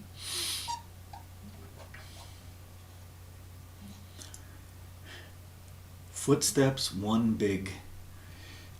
This should be forest or tree, but sometimes it means, and some of the glyphs are so close together. So big means the oldest. And human, and it's not necessarily oldest, it's any of those. You know, the wisest, the biggest human. But one big step, does that sound? One big step for mankind.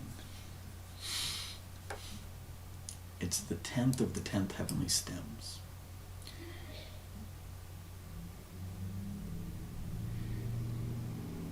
So that would put it on a 120-year, not a 60-year cycle, if you did that logic. So they're adding the yin and yang. So we got someone that's big or abnormal, that's taking one big step for mankind, and he's carrying a double-edged sword.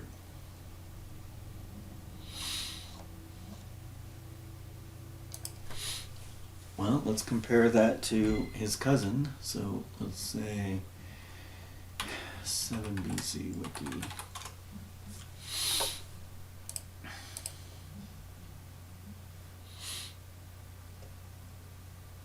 No, 7 BC is that one. How about 8 BC wiki? Water rot. So here's the rat. So if you compare the symbols, that last symbol is just kind of saying it's the same system, but the other two symbols have changed.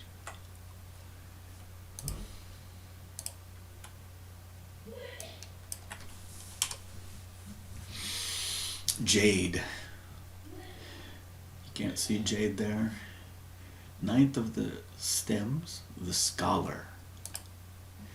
Now the scholar is different than earth. Earth is the same shape of this bottom character. Instead of being plus and minus like this, the bottom character is longer, like it's a bigger earth. It's like the scholar is only connected to part of earth, whereas earth itself is bigger. Number 10.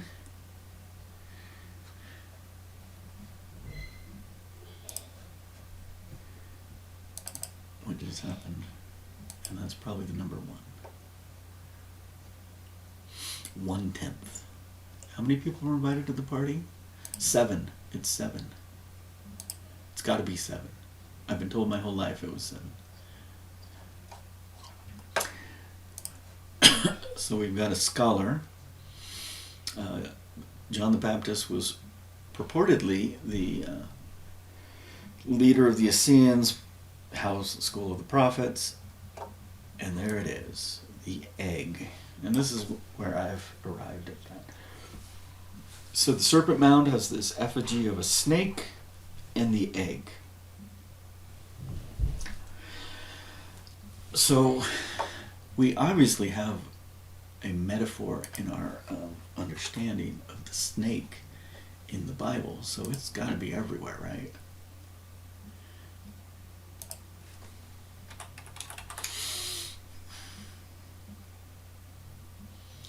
Now in the King James Bible, so the word is serpent. That seems to be the word. Notice they call it the serpent mound. And then we got this confusion of Nakash versus Saraf. And then we got Tanim, which was supposedly the whale that swallowed up. And then we got Zahal. So this, I think, was an intentional introduction by the scribes of a confusion of Nakash. So remember the bronze pole with this serpent that Moses put on in the desert, and if you got bit by a serpent, you looked at the serpent and was healed. Very confusing. And I think they reversed the Nakash and the Saraf in that story on purpose, because I think they figured out what Nephi had figured out before, when Nephi says, "Great are the words of Isaiah, for he has left us a proof of Yeshua."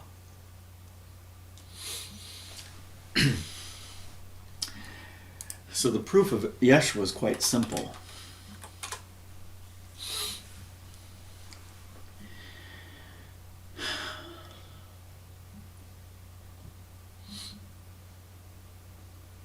The cedars of Lebanon, the oaks of Bashan.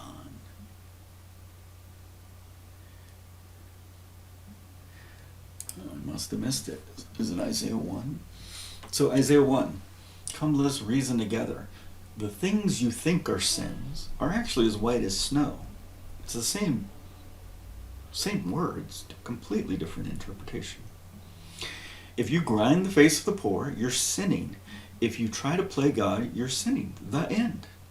Everything else was the reason you're here on this earth. Okay, so let's look for maybe coal. Maybe we'll go down this path. Interesting. Reshep is my guess of the coal that I'm looking for. So there's lots of words for coal. I always want the Isaiah word. So that was actually inefficient. There it is. 6. It was Isaiah 6. The calling of Isaiah. So a number of seraph were sitting. Okay, the Lord was sitting on his throne, and his train filled the temple. So the people that are saying Abdreshet can't mean Abdreshet. They're wanting me to say his train means the ball sack filled the temple. Above stood the seraphim. How many? We don't know.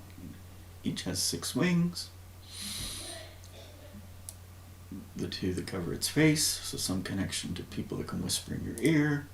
The wings at your feet, your children, and the wings on your back. The Bar Jonah wings. So we're not given the number, but we have these seraphim, and they're supposed to be a higher order of spirit or angel or whatever language you want to use than the cherubim. And seraphim is plural of seraph, just like cherub and cherubim. And so that's the Hebrew actually passing through. The im is passing through. So we don't know how many there are, but one of them went and got a coal off the altar of the altar of the throne room, put it on a tong so he didn't grab it with his hand. But he probably used the hand to use the tong, and he touched my lips so I could be quick-witted and smart.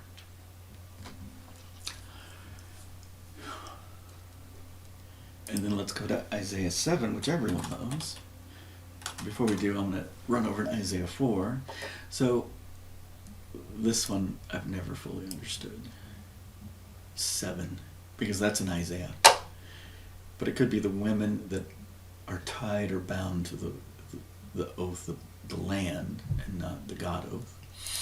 But now let's go to Isaiah 7 that everyone just wants to go all handle Messiah on. For unto us a child is born. That's not what's happening here.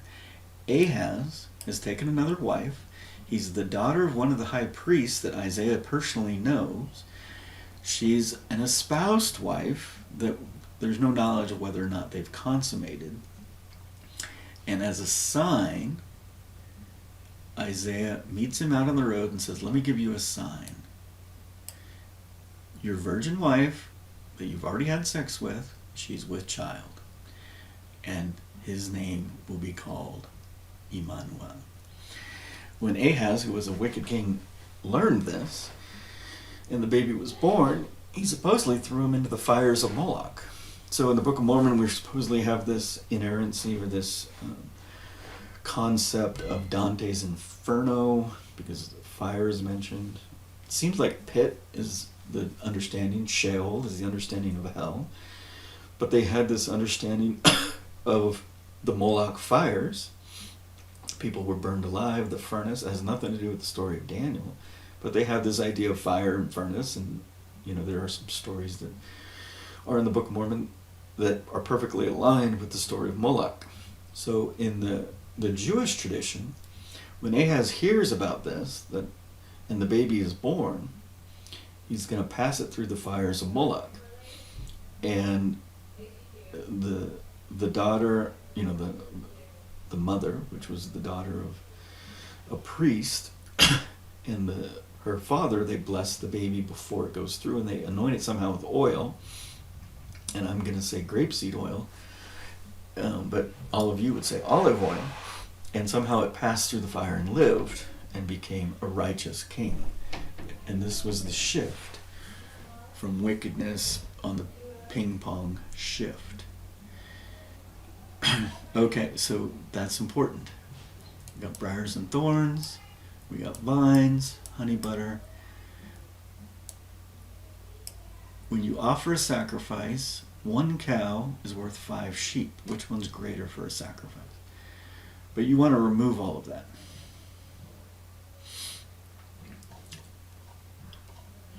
Okay, so that's it, right? That's the only time.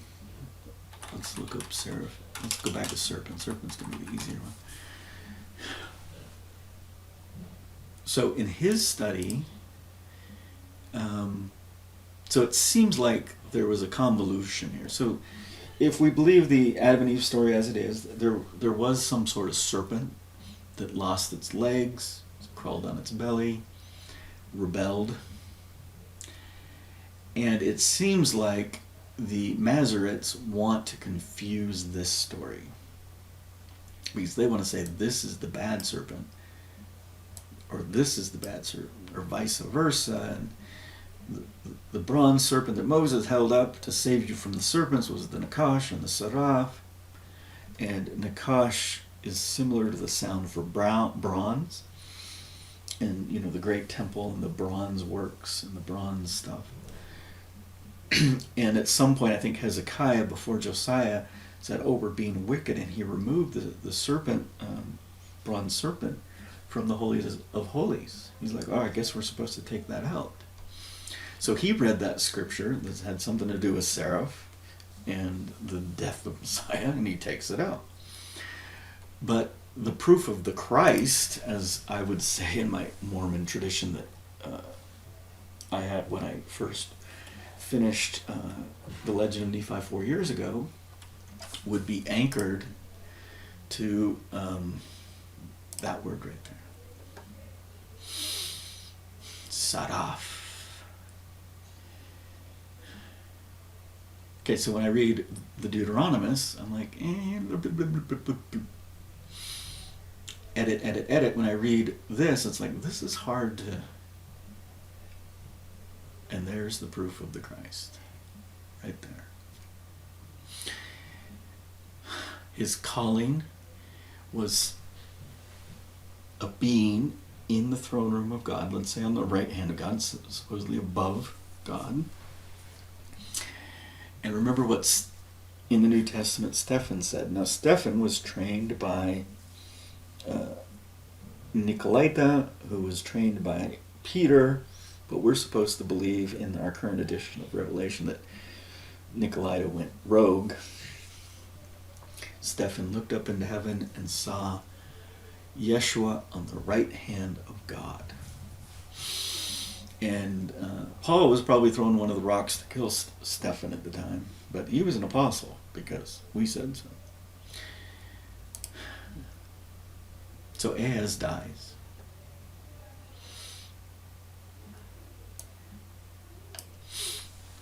He had a son. For unto us a son was born, a child was given. His name shall be called Emmanuel. The son was put through the Molech fire and survived.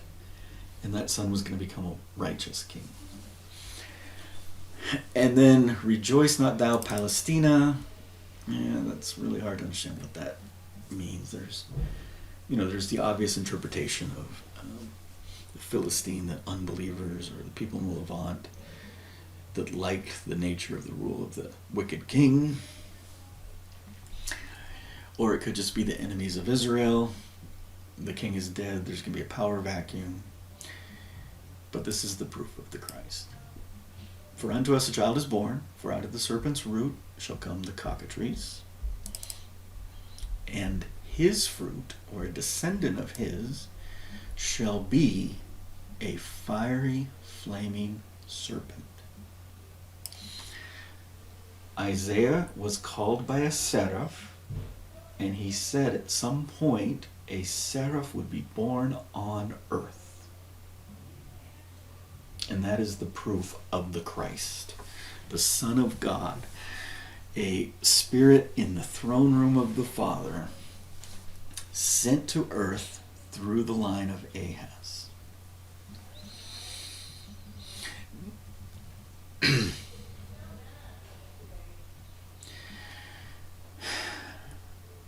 So I'm imagining part of the Messiah death event was some visual that if you looked in the shadows of the death event, you saw a fiery flaming serpent in his suffering.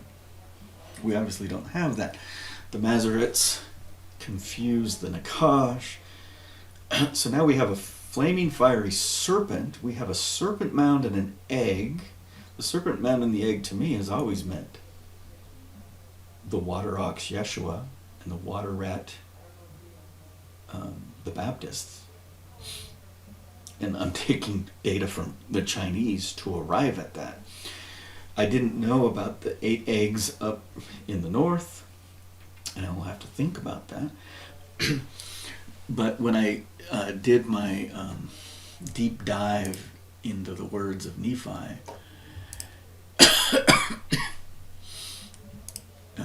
spent months digging into Isaiah initially, I realized how little I know. And at this point, I know a lot more than I did 4 years ago, but I just imagine where I can be in 4 more years. I'm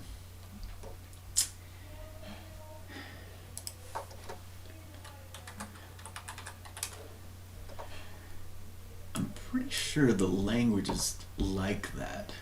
Like, when he's introducing why he's writing about Nephi, he basically says there's a proof. And as a mathematician, when someone says proof, that's what I mean. Uh-oh, there's 7 results.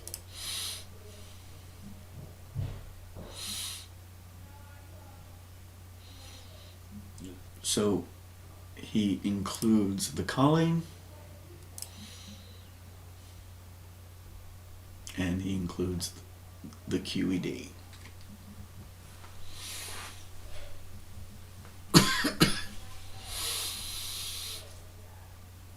Great are the words of Isaiah. So to tie this up, I can't believe this is even longer than yesterday. We'll get into water ox and calf and what that meant in these other ancient religions, possibly in our last little lecture. Anachronisms are Blue's Clues. They're leading us to a greater understanding of how little we do know. Concept of America can be a contrast anchored to the Colon-mbia change point. The key thesis there is the Longhouse.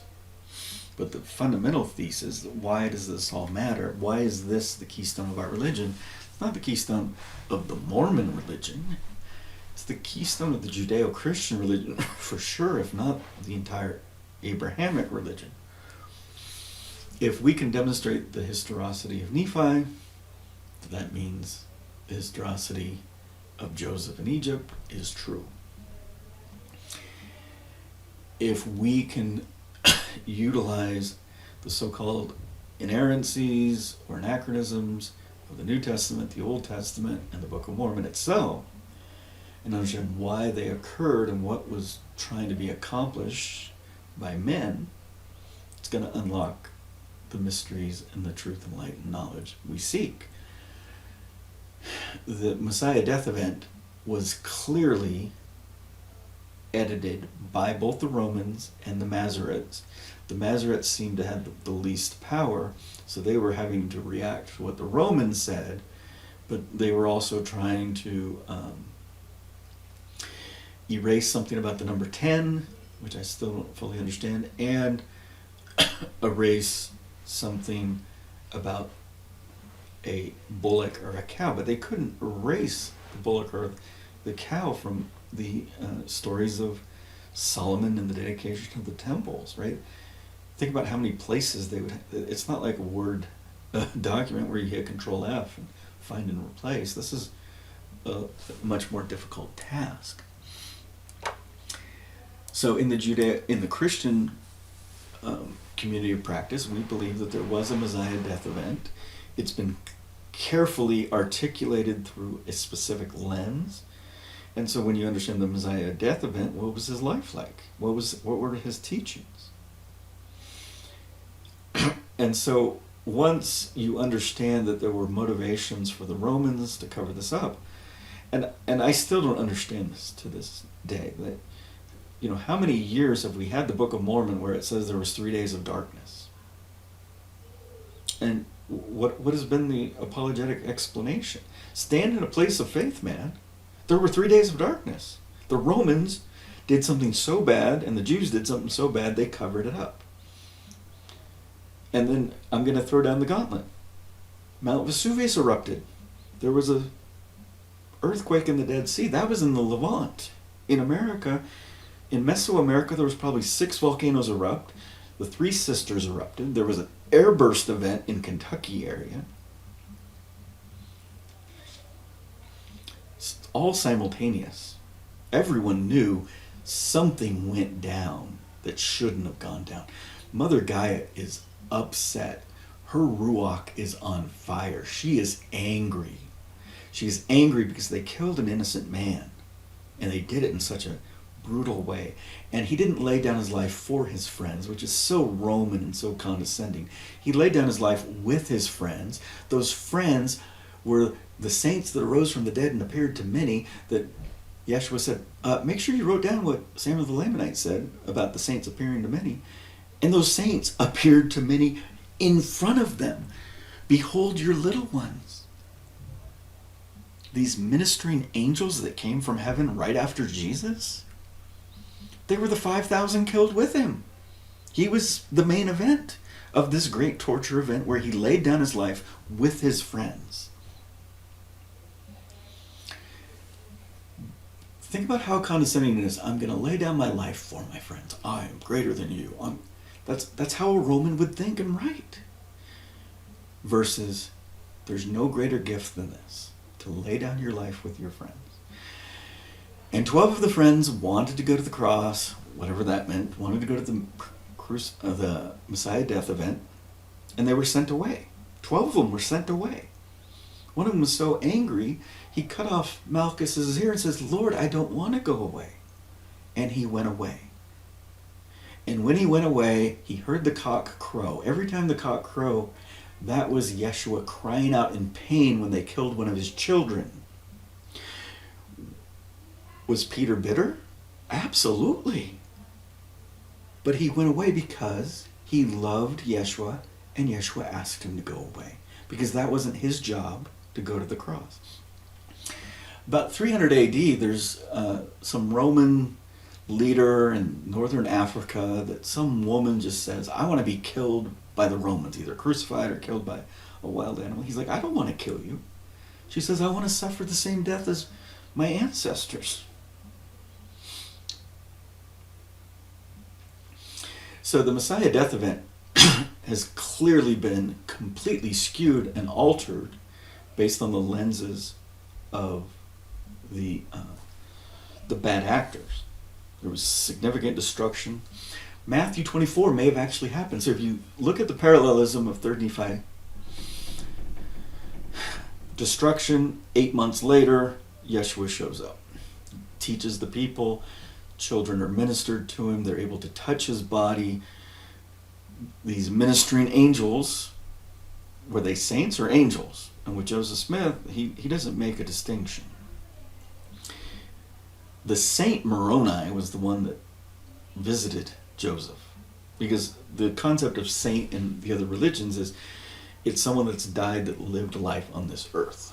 But Joseph's not making that connection, which makes you wonder if some of the other teachings of Yeshua about multiple carnations might be possible. You know, that this was an idea that was being passed around but not embedded into the Roman philosophy. So if the Romans are covering stuff up and they're specifically saying, oh, let's throw that one out, but let's include that, there's motive for that, which might be the clues of, well, the stuff they threw out, the Arian stuff or the Fortunato Augustine debate, those might be the elements of truth. You can't just go blindly and say the wicked one's reversing every story, because that's not how lying works. So we have a Messiah death event. We have something to do with the Longhouse, which is a change point, obviously in America. So we need to know where that happened. So what was the Longhouse event in the Levant with the death story? Well, in the Gospel of John, at the beginning of his ministry, he turned over the temples. So was his entire ministry in jail in the Longhouse with his friends? Or was it the end of his ministry, and then, you know, the whole part about coming into the city on a cult Palm Sunday, all of this aligning with a 7-day week. They can't make up all of the elements, but there's something they're significantly editing. Why are they so fixated on the 7-day week? And then the Serpent Mound seems to be some sort of seraph and egg shape, and I've always, you know, my current thinking was, oh, this is the other Serpent Mound. My current thinking was it was tied to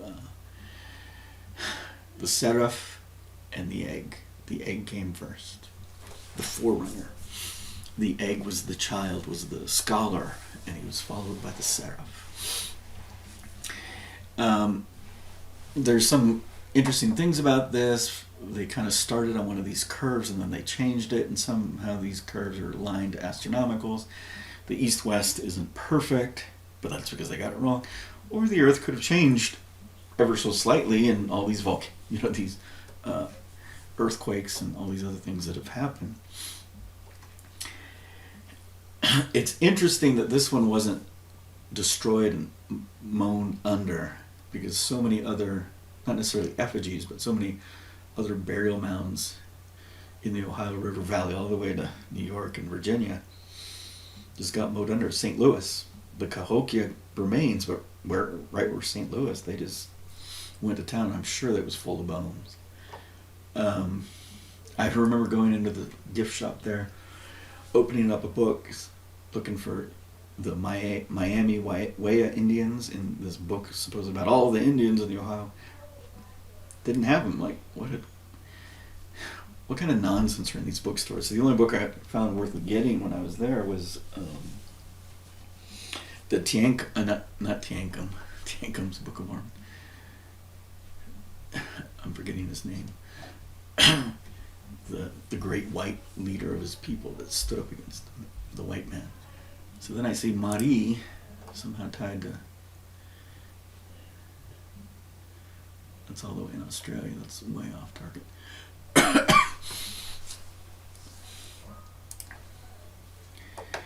So one of the things I'm learning is the Shazer thing may be the beauty of the language, and America may have been substituted as Bountiful because it was nonsensical, just like the Colon-mbia 2100 year prophecy.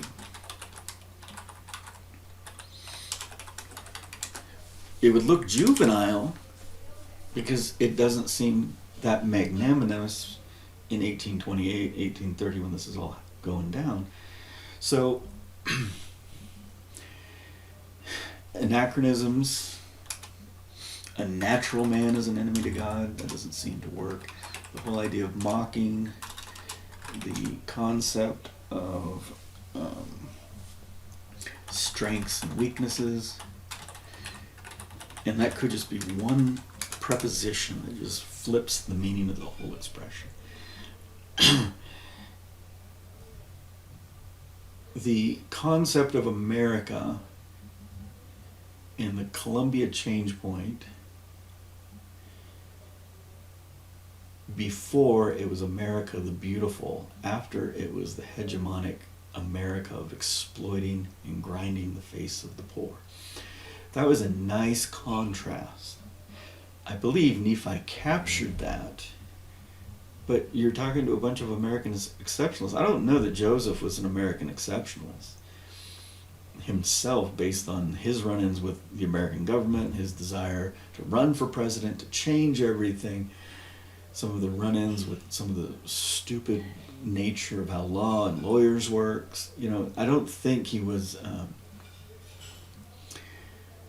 married to the idea of America. John Taylor was not born in America, so he's like, let's go to Cardston, let's get out of this country.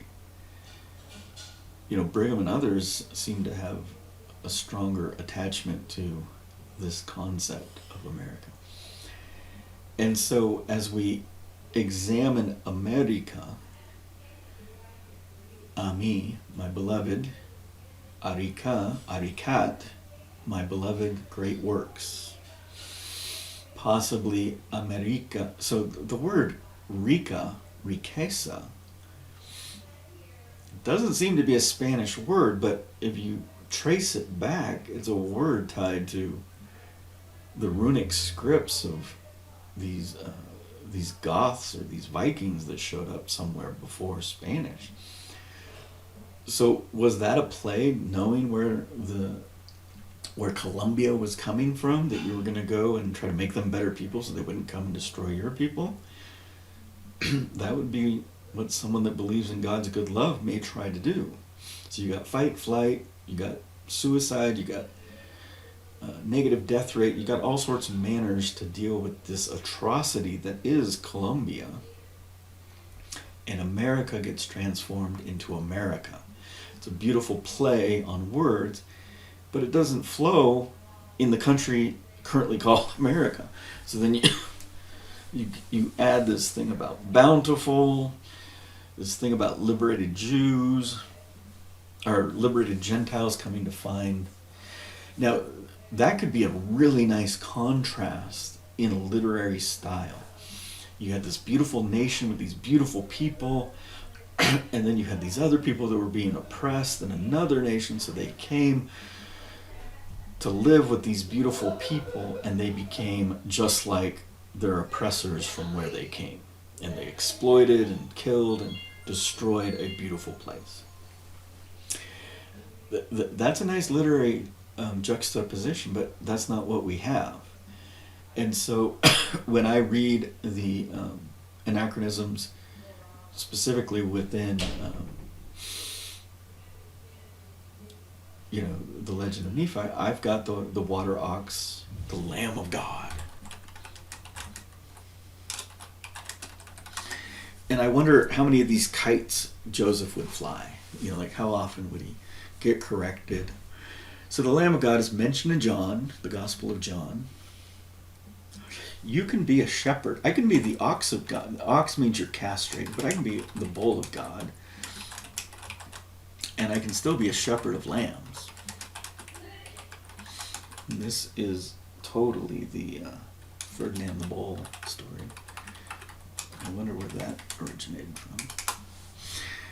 And I had gone through the Hebrew and the Egyptian dictionary looking up ox, bull, cow, Osiris, Isis, or the cow goddesses, whatever. The keepers of the time, the 7 Palladians, they were called the 7 sacred cows. 7-day week. So if anyone's promoting that in the cosmic realm, it would be the Palladians. They're promoting 7, not 10. And then you would ask, well, what was their involvement before, during, and after the fall, the chaos, and why they would have that position.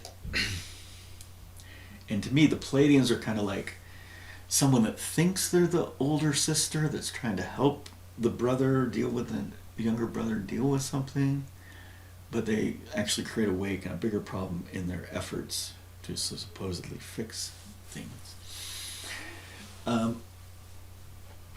The Lamb of God, I believe, is an anachronism. Obviously, in my edition, I never used Jesus. The letter J didn't exist at that time. He wasn't Greek. Christ is very close to Chris.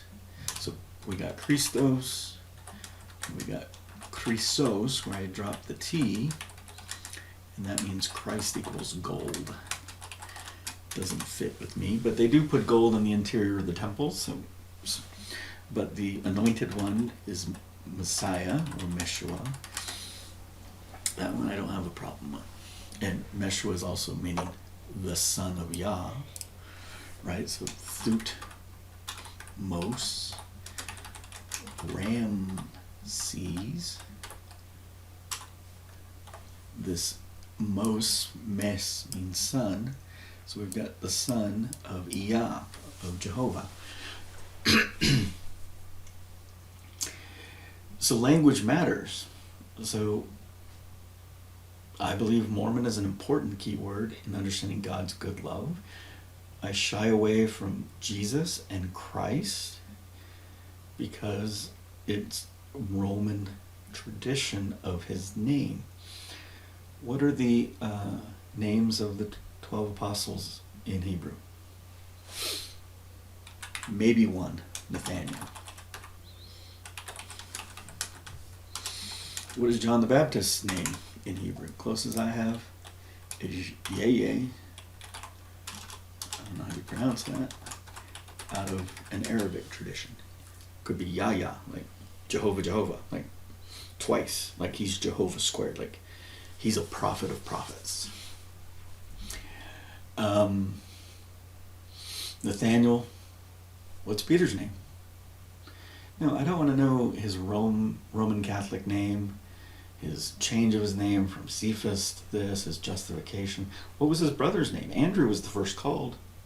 Andrew was the first called, not Peter. What was Andrew's name in Hebrew? Andre. No, that's possibly a modern Hebraization. That wasn't his name back then. And so Nephi in America is the anchor from which we need to build our Lamb of God story and maybe make edits to the story. But we cannot move forward in our understanding of the legend of Nephi in the Book of Mormon and not understand that this concept of errancy due to the arrogance, ignorance, motivations of the scribes is the same in the Book of Mormon. Meaning, Joseph and Oliver had to come to some agreement between scribe and voice, but also the scribes of the lens of Mormon and his people, where Yeshua may have thrown them under the bus for mistreating Samuel the Lamanite, and they just wrote it in the book of like, oh yeah, we forgot to mention this prophecy. They're smart enough not to take it out and say, no, we're not going to put that one in, Jehovah, because they just experienced all this death and destruction. They're like, yeah, let's not mess with him. But they possibly downplayed it. You know, he was possibly making a commentary on their weaknesses with accepting people that didn't have white skin, which was, for whatever reason, the Jacob class. And why did they care about the preservation of their perfect bloodline? When Yeshua himself, according to Matthew, emphasized he was a descendant of Tamar and a descendant of the woman that played the harlot, and Esther, not Esther, the one that laid at the feet of the man to gain his favor. But for whatever reason, Esther in the Purim is not mentioned. Cha-ching! Messiah death event. That's a marker that there might have been a cover-up. Their fixation on 7 when 10 fingers is on your hand. You could teach the creation so simply if there were 10 days of creation. No, we have the 7-6 rest. So simple that a child can understand it gets convoluted when scribes try to intervene there. So what is America? Is America the land of the free and the home of the brave, or those that love war? And I think wisdom would say it's both. Because the Nephites were warriors. There was lots of battle. They certainly would drink their Kool-Aid and say, we're in the right, that's why we're going to war. And I would say the moral compass of if you're bullying the bullies who are grinding the face of the poor or playing God, then you're probably on the right side of the war. But in general, it's better to have peace. But Yeshua taught that before peace comes, you may need the double-edged sword. And the double-edged sword divides asunder. The double-edged sword looks for truth. It tries to carve away the minutia and get to the heart of the truth. So if you're an apologist, you might not like some of the carvings. If you're an anti, you're not going to like some of the carvings. It's not about some social construct of what you like or don't like. It's about trying to rebuild an understanding of what Nephi accomplished so that we have a template where we can get to work and begin earnestly to demonstrate to the heavens that we comprehend what we need to do to bring forth Zion so heavens will come and help us. So imagine there's this major death event, the Book of Mormon, and our faith in that 3 days of darkness. We should have just said, oh, that whole story that you've provided is bullarchy. But we just keep backing down. Great Abominable Church isn't the Catholic Church. And I would agree. I would say no. It's any institution that grinds the face of the poor. And some of my most spiritual experiences in a faith setting was in Sacre-Cœur in Paris, and I don't know if it had to do with the current position of the moon, or just me observing all these people in their faith praying to their God. It was a very spiritual experience for me. Notre Dame, well, it was before the burning, but it wasn't spiritual. I thought it would have been spiritual because they had this statue of Joan of Arc. I have significant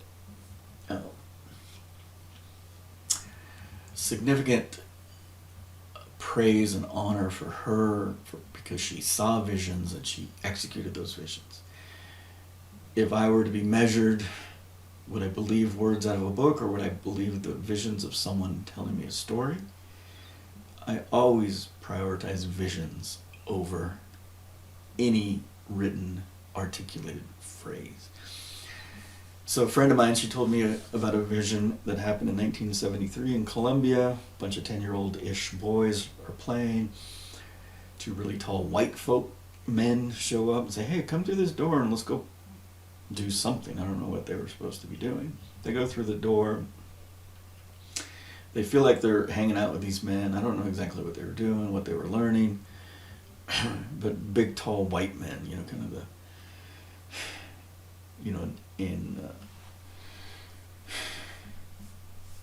just nearly the definition of what a tall Viking would be or something. They come out, they go back to their parents, and their parents are worried out of their minds. The parents have been looking for them for 6 months. So they went through some sort of portal and were gone for 6 months. The police were involved. Supposedly all of them eventually died mysterious deaths, as those dark societies like the CIA or the Smithsonian or someone caught up with them, except this one guy that was telling the story. Now imagine we had a Mormon Stories that compiled all these beautiful, unique, novel, revelatory experiences and had a way to quickly share those, and those are what we were listening to on YouTube and Facebook. And I can get some of those through people that talk about channeling, but it's kind of like a group that kind of gets on the train. You've got to have the personality to want to be out there, to do your podcast, and to be doing all these shows, and to kind of grind and put that time in. Think about how many stories are in Spanish or Guarani that those people, one, would never want to be in that spotlight, but two, have a hugely valuable story to demonstrate the greatness and glory of God and the greatness of His wisdom and love, and lead us to a more unified path. So one of the key features of America is Isaiah 5, that the purpose of the chosen vine is to go and serve the other parties in the forest. Provide them shade, provide them drink, and if you're talking about the ability to cross borders, the vine would connect trees through marriages, through children. And I think that was the original plan of the garden, is I have this young choice vine, I'm going to put it in a forest with trees of other nations and other peoples, and a tree represents the literal families coming out of the umbilical cords of women, the trees of life. And somehow, through that relationship, we're going to interchange DNA, we're going to interchange knowledge and culture. So for example, the Gangans, the Indians, when things went sideways and we have to get into a war game and have to deal with these things, they're capable. They're more than capable, which means they've played this game before. So when they talk about having many lives in previous life, I don't think that'll interrupt our concept of a first or a second state. But then when they talk about many lives within this frame, in this world, then we get all queasy and like, I don't know, that doesn't seem like... Well, what happens if I told you that one of the early churches of Yeshua's that didn't become the popular Catholic Church taught the concept of reincarnation? And then if you understand the concept of reincarnation within the Gongan Indian construct, and for example, you can binge watch Sadhguru, he's explained how he's interfaced with different people and he realized they have been his friends in previous lives. And then he concludes by saying, this is my last life. So on this earth, he knows this is the last to go for him. So that implies that he believes he's had previous goes, and now he knows he's kind of at the end of that road. So this was a poem I wrote that may be, and I wrote it in 2004-ish, 2005. So this was me clearly in the lanes of traditional Mormonism at the time.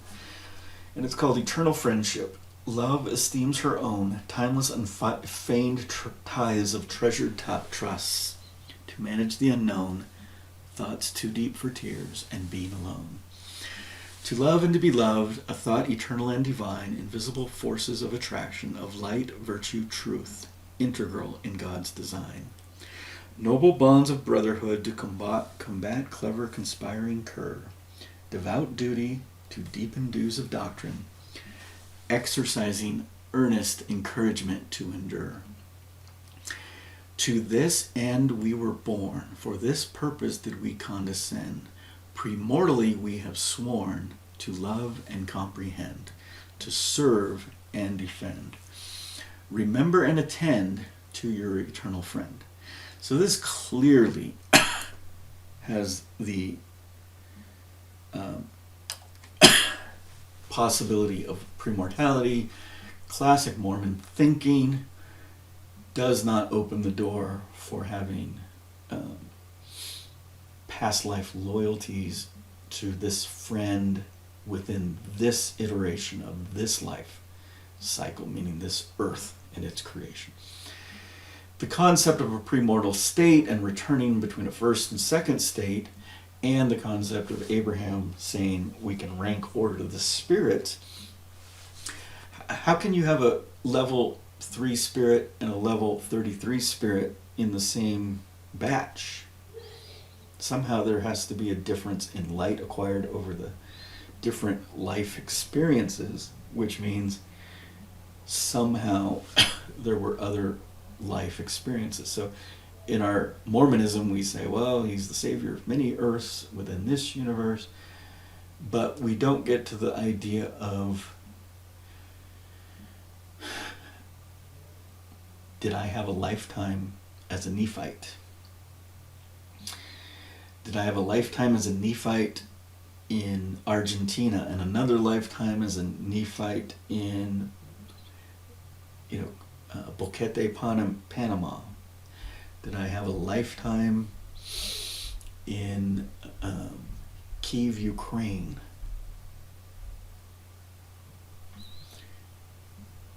So we don't know if it's a merry-go-round within this life.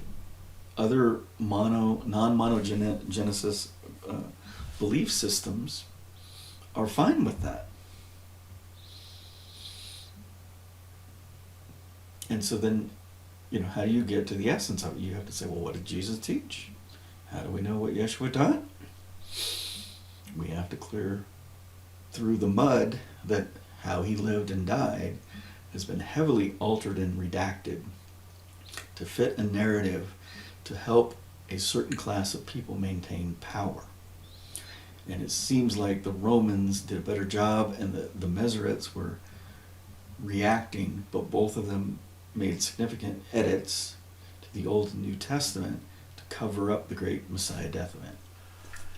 And so America is the key that will unlock all of that. So this is my thinking then, said in kind of a more forceful way after, waiting 50 years for my church to stand up and do what it told me it was going to do. I've waited my Jubilee, and I'm a Gen X person. I'm not saying it like that. I'm saying it now to my friends like, hey, we've waited 50 years. It's time to stand up and be a man. If you're going to whine, go sit on the bench. It's time for winners, not whiners. It's a time to measure a man to see if you're worth your salt. Think about all these languages.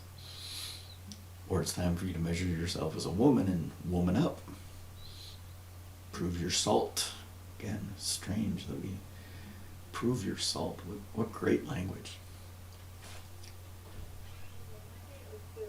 Some magic wand, Yeshua's going to just come and flower us with love, and we're all going to sing Kumbaya.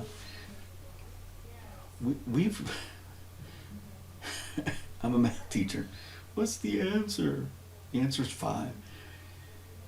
We've got to at least demonstrate to the heavens we have an inkling of intelligence so they'll come and help us. And currently there's no intelligent life on Earth. There's none. 0. Myself included. There's no intelligent life. That's why it's our imperative duty to waste and wear out our lives.